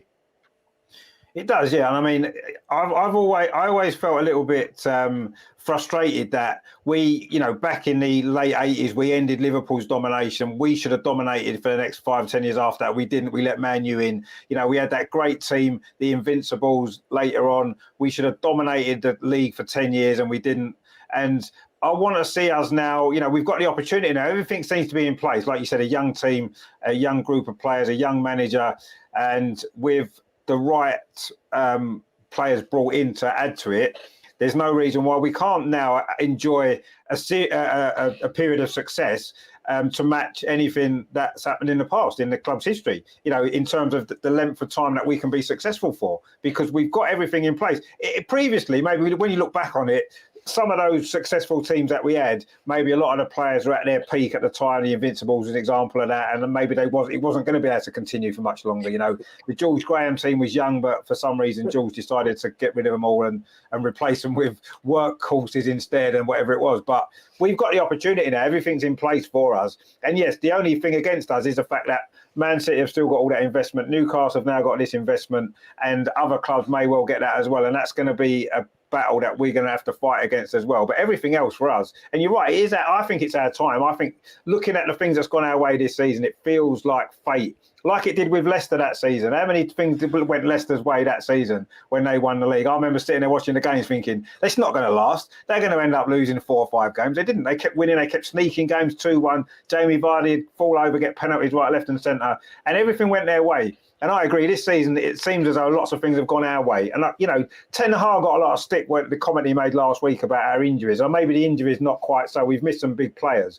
But a lot of things have gone our way this season. And we've got to wonder why. Why does that happen? Because it doesn't normally. Can I just say, Richard? Sorry, can I just say, you made that yeah. Again, you talked about those 2 areas where we should have gone on and dominated. I completely agree with you. The George Graham, we won it in '89, then we lost it, and then we won it back again in another good season where we only lost that 1 game to Chelsea. And you thought, hang on a minute, this is our time. And I think we're unfortunate with Ferguson getting lucky to win that FA Cup, because if he hadn't won the FA Cup, he was out the door. And it's the fine margins that you were talking about earlier, Melvin. He won the FA Cup, they kept him, and it transformed them. They were nearly out of it. Dominated. They were 1-0 down, weren't they? Yes. Mark Robbins it was, wasn't it? Mark Robbins got that goal, didn't he? Robbins. Yeah.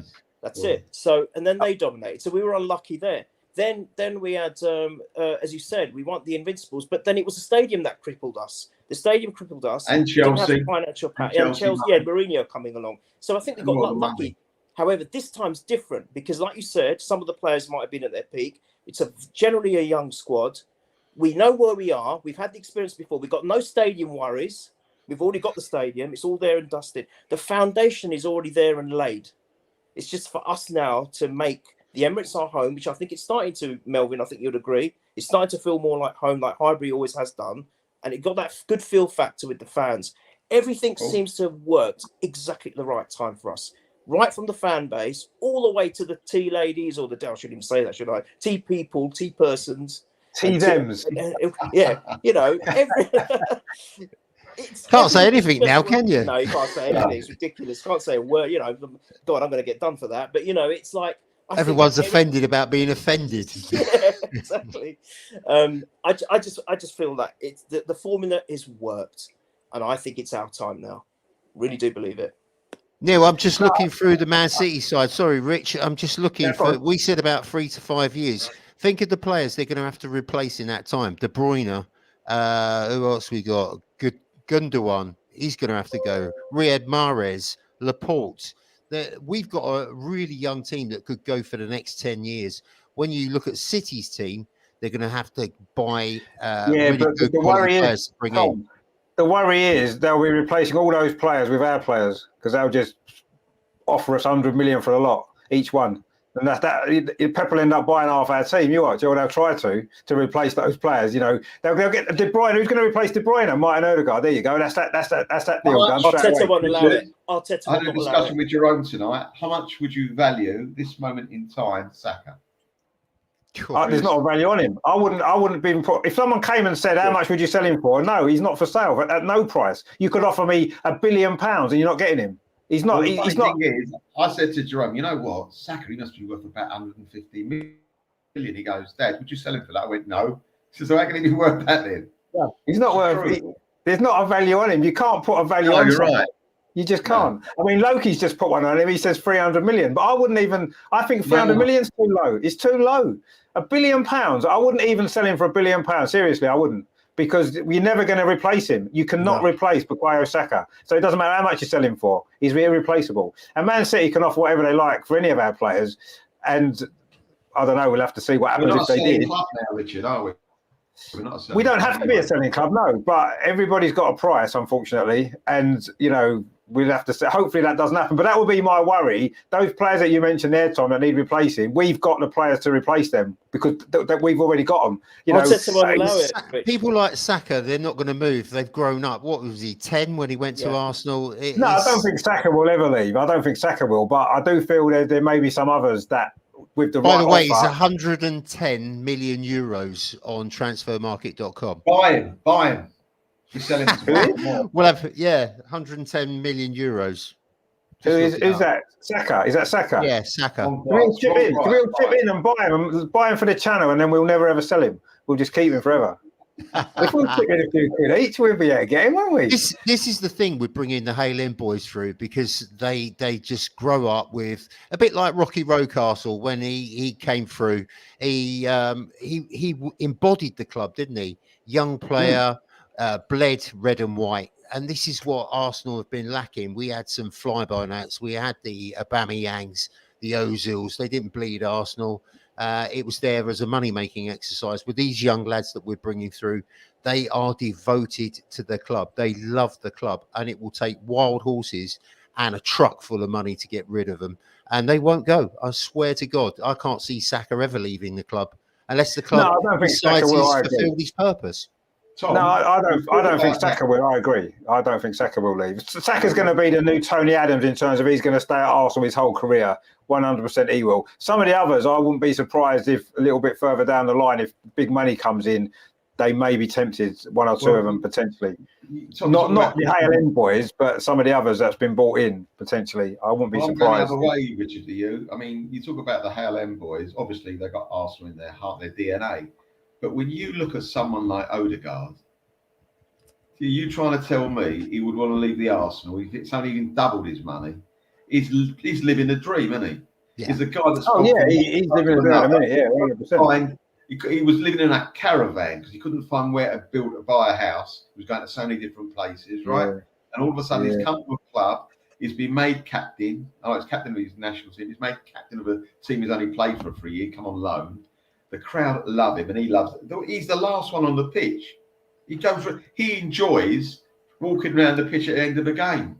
He takes it all in. Class. He understands. And for me, I think loads of players that might have over the years have gone, you know what, I'm so glad I joined the Arsenal. But for me, he's actually thinking, what a great decision I've made. I've landed on my feet. I never want this to end. It was like, you could Martinelli's the same, Melvin. Martinelli's the same as well. I agree.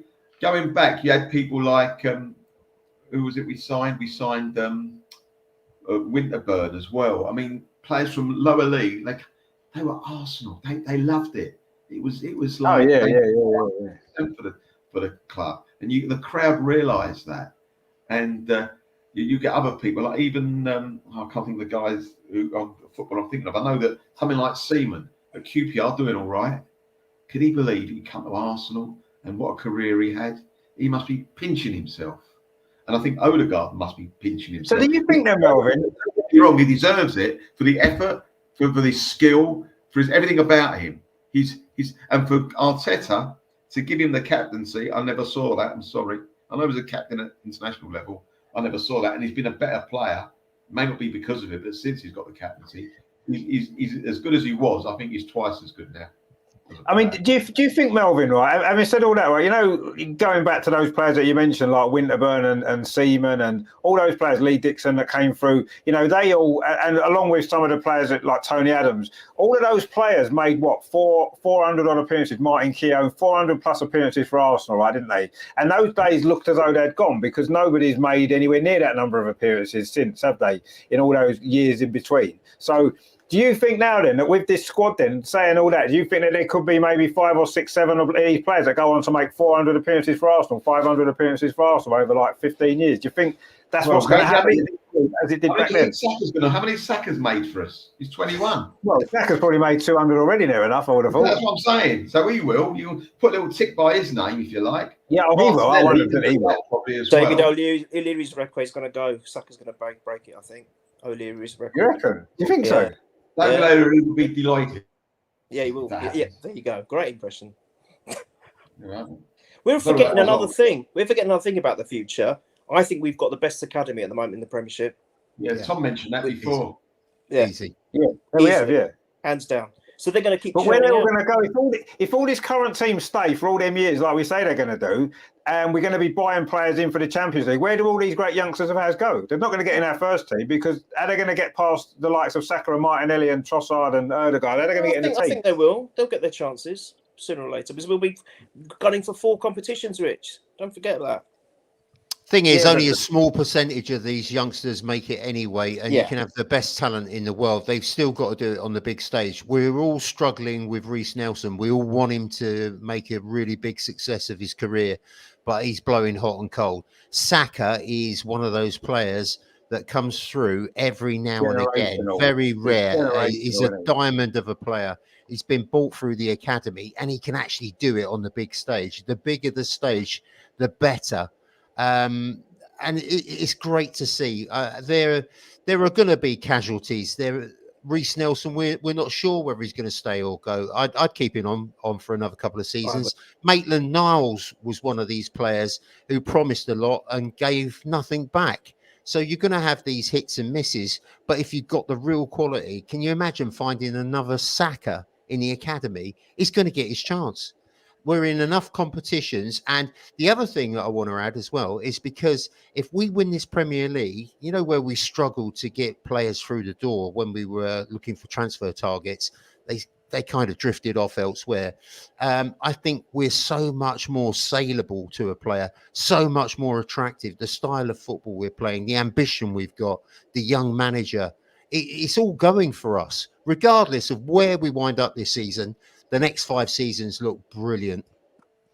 No, they do. I agree with that. And I mean, you're saying about, you know, if a player as good as Saka or almost as good as Saka's in the academy now, he'll get his chance. Yeah, I don't doubt that they would. But what you got to remember as well is Saka and Smith Rowe got their chance because the team was struggling. And they were thrown in when we were struggling and hit the ground, and it helped us massively. And they pushed on from there. We're not going to be struggling like that in the next 5 years. So when do them players get that opportunity? When you're challenging for league titles, you're challenging in the Champions League. You like we've seen this season in the Premier League games, you can't throw youngsters into that because you have to have your experienced players playing in those games because you're challenging for league titles. You maybe get 1 or 2 coming in occasionally off the bench and stuff. So my concern with that would be, when are they going to get to play enough games if we're being successful over the next 5 years as a club? We'll be signing better players coming in that we'll be buying because we're going to have to because of where we are. And then we're challenging at the top of every competition. Young players don't get as many minutes in those situations usually, do they? You throw a youngster in when it's like when Saka got in the team. He got in the team because we needed something else because it wasn't working, and he came in and produced it. But we're not going to be, hopefully, we're not going to be back in that position again for a very long time. Yeah, so it's, Richard, you know, you may be right, but also look at Man City. Foden coming through the academy. Look at the stars Man City have bought. He's done it. And they've got another geezer. I think, what's his name? The geezer who plays on the right for City. Lewis, isn't it? Something Lewis, the fullback. He's decent, and he gets a chance. Yeah. So and you can't say they're not successful. So it can happen. Yeah, no, it can do. Yeah, but 1 or 2 exceptional talents can get through in those circumstances. That's all we need. Yeah, maybe. I mean, I think we've got more than 1 or 2 though. I think we've got a lot, but are they going to get the opportunities? We'll have to wait. As you pointed out, Arteta is fairly ruthless. So if he doesn't need them, then we'll, unfortunately, as mean as it sounds, we're going to earn some money out of them. And he'll keep the best. Yeah. That's what it's all about. It's about keeping the best players. Right. And the ones that are saleable, unfortunately, they have to go elsewhere. But we've got Balogun. Balogun, he's out on loan. Is he going to come back to Arsenal? You bet your bottom dollar he's coming back to Arsenal next season, and he'll get his chances. It might not be every Premier League game because there are people ahead of him. But this is what Arsenal are producing. I used to hate Arsenal when they used to have an academy and they start flogging them off. When we got to the Emirates, we had to flog off not only our first team players, but we had to sell off all the jewels in the crown that were waiting to come in. And it pissed me off, something rotten. And we're not in that position anymore. Our academy is second to none in this country, probably in Europe as well. We've got a brilliant setup. We've got brilliant training facilities. We've got it all happening. It's fantastic. And finally, the Cronkies are getting their shoulders behind the wheel. and actually making stuff happen, supporting the manager. I had no time for him. The jury's still out. They've got a lot to prove, but we are in a fabulous position from top to bottom, and it's fantastic at that academy. It's so much more to come. No, James sure, Johnson is right, yeah. He's right, Right. James. That's the geezer I meant, Cole Palmer. Yeah, He's James, really- how much is it to clone someone exactly? If so, that's the price for that, and then they can have him. Well, we don't want him to clone Saka, do they? We don't want him to have a player as good as Saka, do we? So no, even if they can clone him. No, we keep two of them. We'll keep two of them. We'll rotate. That's what we'll do. We'll just rotate one each week. That's what we'll do. That's a good idea. Let's clone him 3 times, and he'll never get injured, because even if he's injured, we just replace him with his replacement, and it'll be great. So do that to all our players, actually. Then we don't need a squad, do we? Just get clone of all of them, and then we're 11 sorted, Sakas. 11. Well, we'd only need 2 of each player, or maybe 3, just for injury's sake. So we get another Ødegaard. So when Ødegaard's injured, you bring in the other Ødegaard, and it's fine. And then you just keep the same team every week. Because I don't like changing the team anyway. It'd be perfect for him, wouldn't it? He can just pick the same team every week, and it's fine. You know what's weird? Going Yeah. back 2 years, is it? I don't know. My time since this bleeding COVID, my timing goes. But 2 years ago, look where we are now, right? We're all smiling, everything's going well, blah blah blah blah blah. 2 years ago, we couldn't afford to pay Gunnosaurus. How can that be? How can it be such different? It's like a different universe. Oh, no, we sacked him, didn't we? We sacked him. Ozil paid his wages for a week, didn't he? That's what I couldn't understand. How can we not afford to pay him? And now it's like put a couple of noughts on the end. It doesn't. It's like a different universe. I don't know what's happened, actually. I must admit, I don't know what's happened. It is weird, isn't it, when you think about it like that? You're right. Do you remember them protests? When I talk about the Super League, that was only, 18 months ago or so, when we had them protests outside the Emirates to get the Cronkies out. Well, imagine if the Cronkies had walked out then. Imagine where we might be now. Who knows? Incredible stuff. I think what's happened is what Tom said. I think the Cronkies are now getting behind it. That's the difference.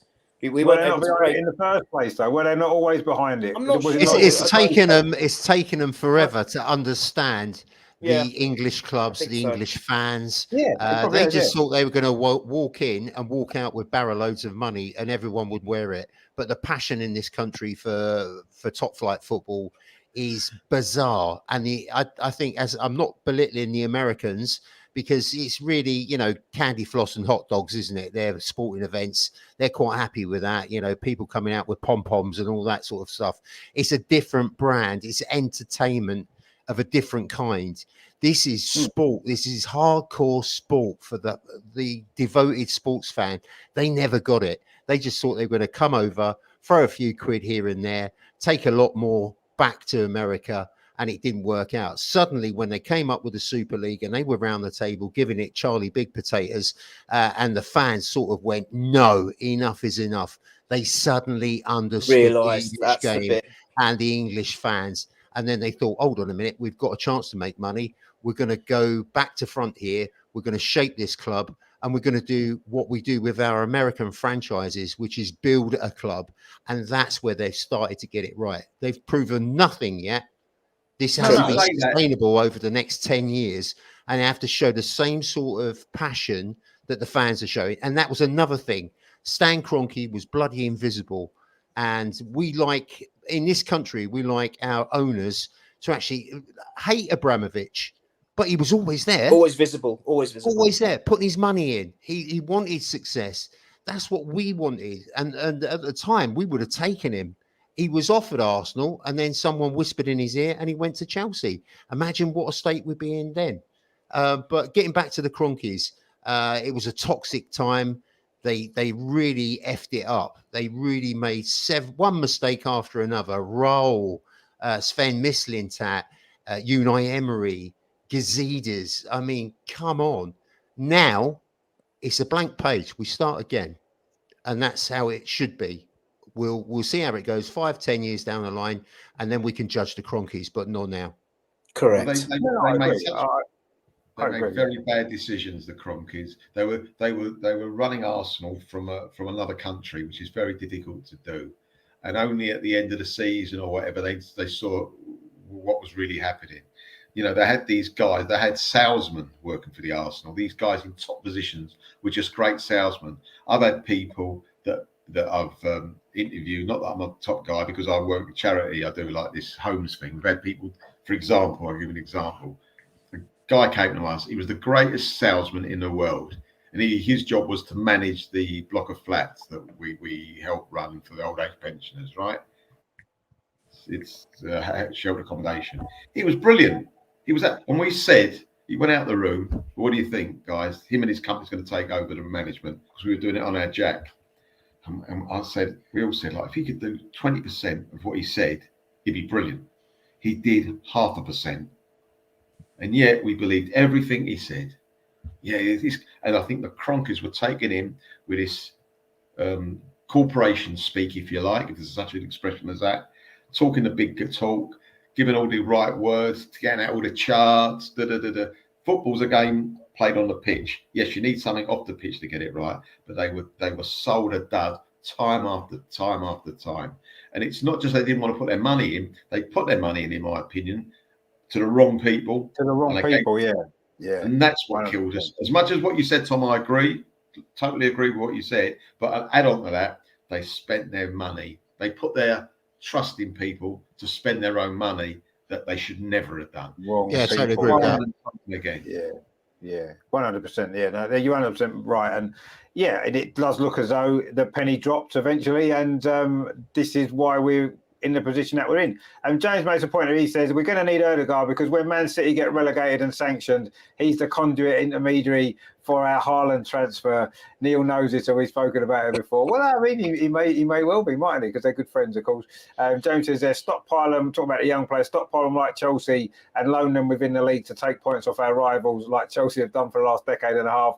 Yeah, we don't really want to follow Chelsea's kind of path, though, do we, if we're totally honest? Because, we don't like Chelsea, do we? We don't like the way they've operated as a club, so let's not try and copy them. But that is a good idea, I must admit. Loan them all out to everybody else to score against Man City every week and Liverpool and Tottenham, and then that'd be great.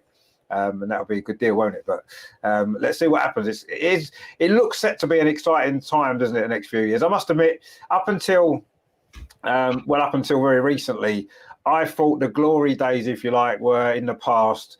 And I think we've all been kind of, muddling through the last, 10 years potentially at Arsenal, really, haven't we? Hoping something was going to happen and not really ever seem to be getting anywhere.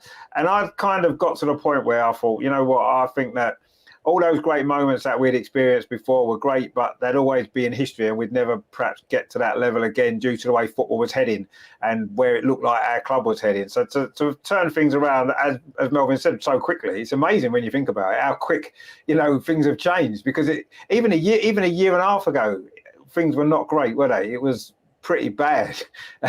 So to be in a position that we're in now is absolutely incredible, really.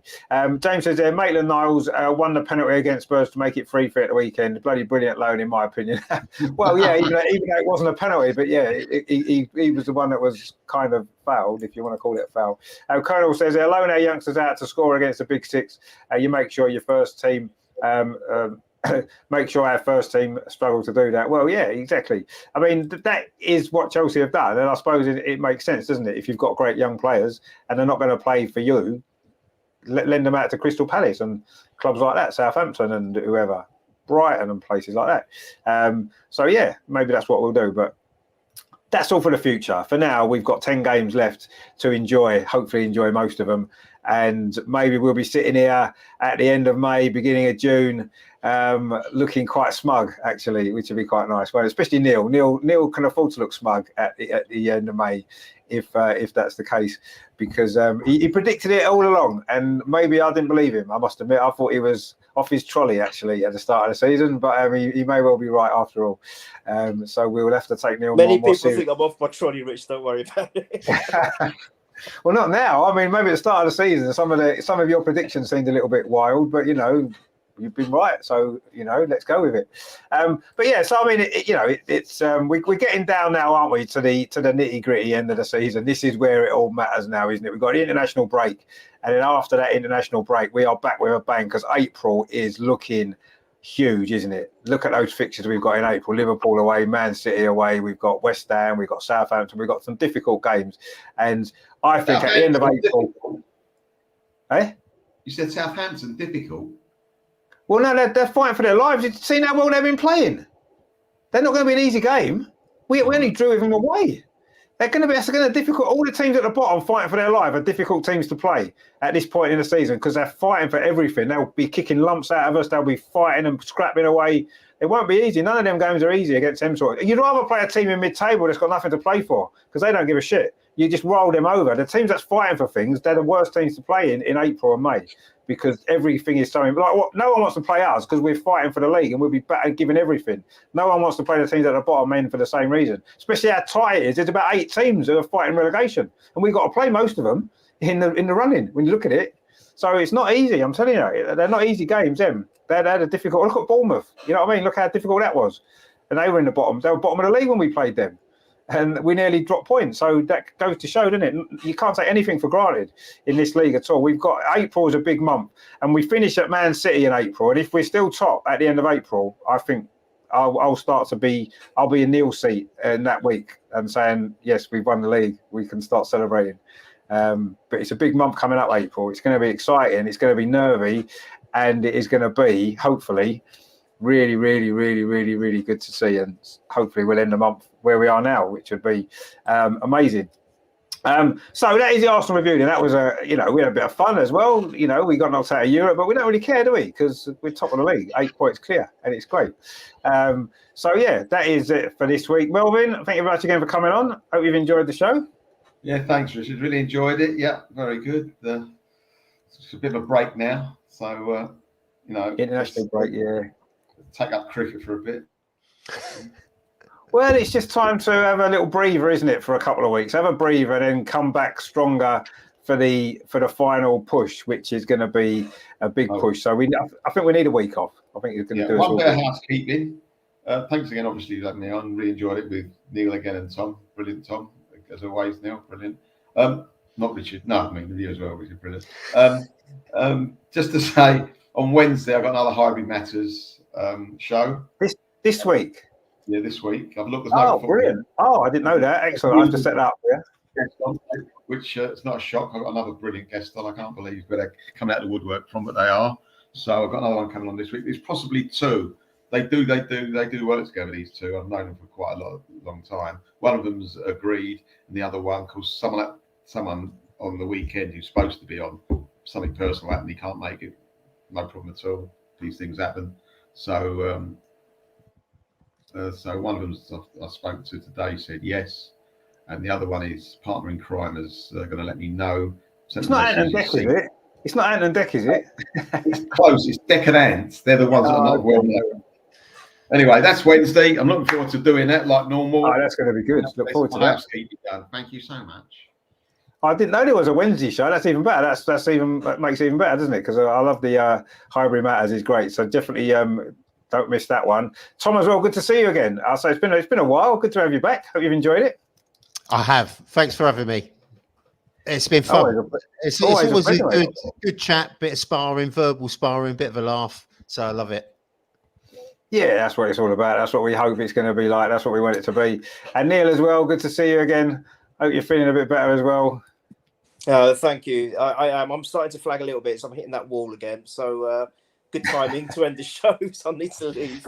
But thank you. It's been an honour as always speaking to you 3 superstars now. I'm calling you. You made it. We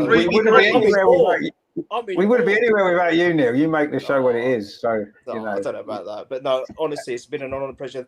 Great seeing you again, Tom. Thank you for coming on. And yeah, it was great. Really good points. Loved it. And Melvin and Rich as always, as we know. So thank you. Pleasure. It has been great. Terry says, great show, chaps. Great entertainment tonight. Take care. Have a good week. Come on, you Gunner girls tomorrow. Yeah, of course, the Women's Champions League tomorrow. We're looking forward to that. Colonel says, you guys think we need a striker in the summer? And if so, who would you sign? We definitely need a striker. Who will we sign? Well, we'll have to see. Let's get this season out of the way first. Let's not think about the transfer window quite yet. We've got plenty of time to worry about that in the summer. For now, let's just enjoy the players that we've got, because we've got to get us over the line. That's what we've got now. So Terry says good night all in the chat as well. Yeah, and don't forget, I'm back tomorrow for the Champions League. The women playing away in Bayern Munich. That is going to be epic. It's early kickoff. It kicks off 5:45. So hopefully I'll get home from work in time to be here for the start. So that's going to be good. And then Wednesday, unexpectedly exciting news that Melvin's doing a Highbury Matters show at 8:00. So definitely join in for that, because that is going to be awesome. We're up to sort of we'll be up to Arsene Wenger, won't we? Almost. Are we up to Arsene Wenger time? 94, 5 and 5, 6. Oh, not quite, but almost. Yeah, Arsene Wenger coming up. So we get into that brilliant period as well. So that's going to be a great show Wednesday. And then Friday, of course, it'll be the women's weekly show looking back on the Bayern Munich game. It's a North London derby on Saturday. It's the international break for the men, but Arsenal are playing Spurs in the women. So that is going to be good. That's on Saturday. So we'll be looking forward to that on Friday. Of course, I'll be here on Saturday for that one. I'll have a Sunday off because there's no game on Sunday. So I might take my drone up and do some illegal flying of my drone somewhere that I shouldn't be, just for fun. So that's all coming up. That's going to be really good. So thanks for everyone for watching tonight. Please give us a like if you've enjoyed it. Subscribe as well. Thanks to Melvin, to Tom, and of course to Neil. Thanks to all you guys in the chat. I'll see you tomorrow for the women, and Melvin will see you Wednesday for Highbury Matters. It's going to be great. Thanks for joining us. 8 points clear, and it's not too bad, is it? We will see you very, very soon. And in the meantime, of course, come on, you Gunners. Let's do it. Let's do it.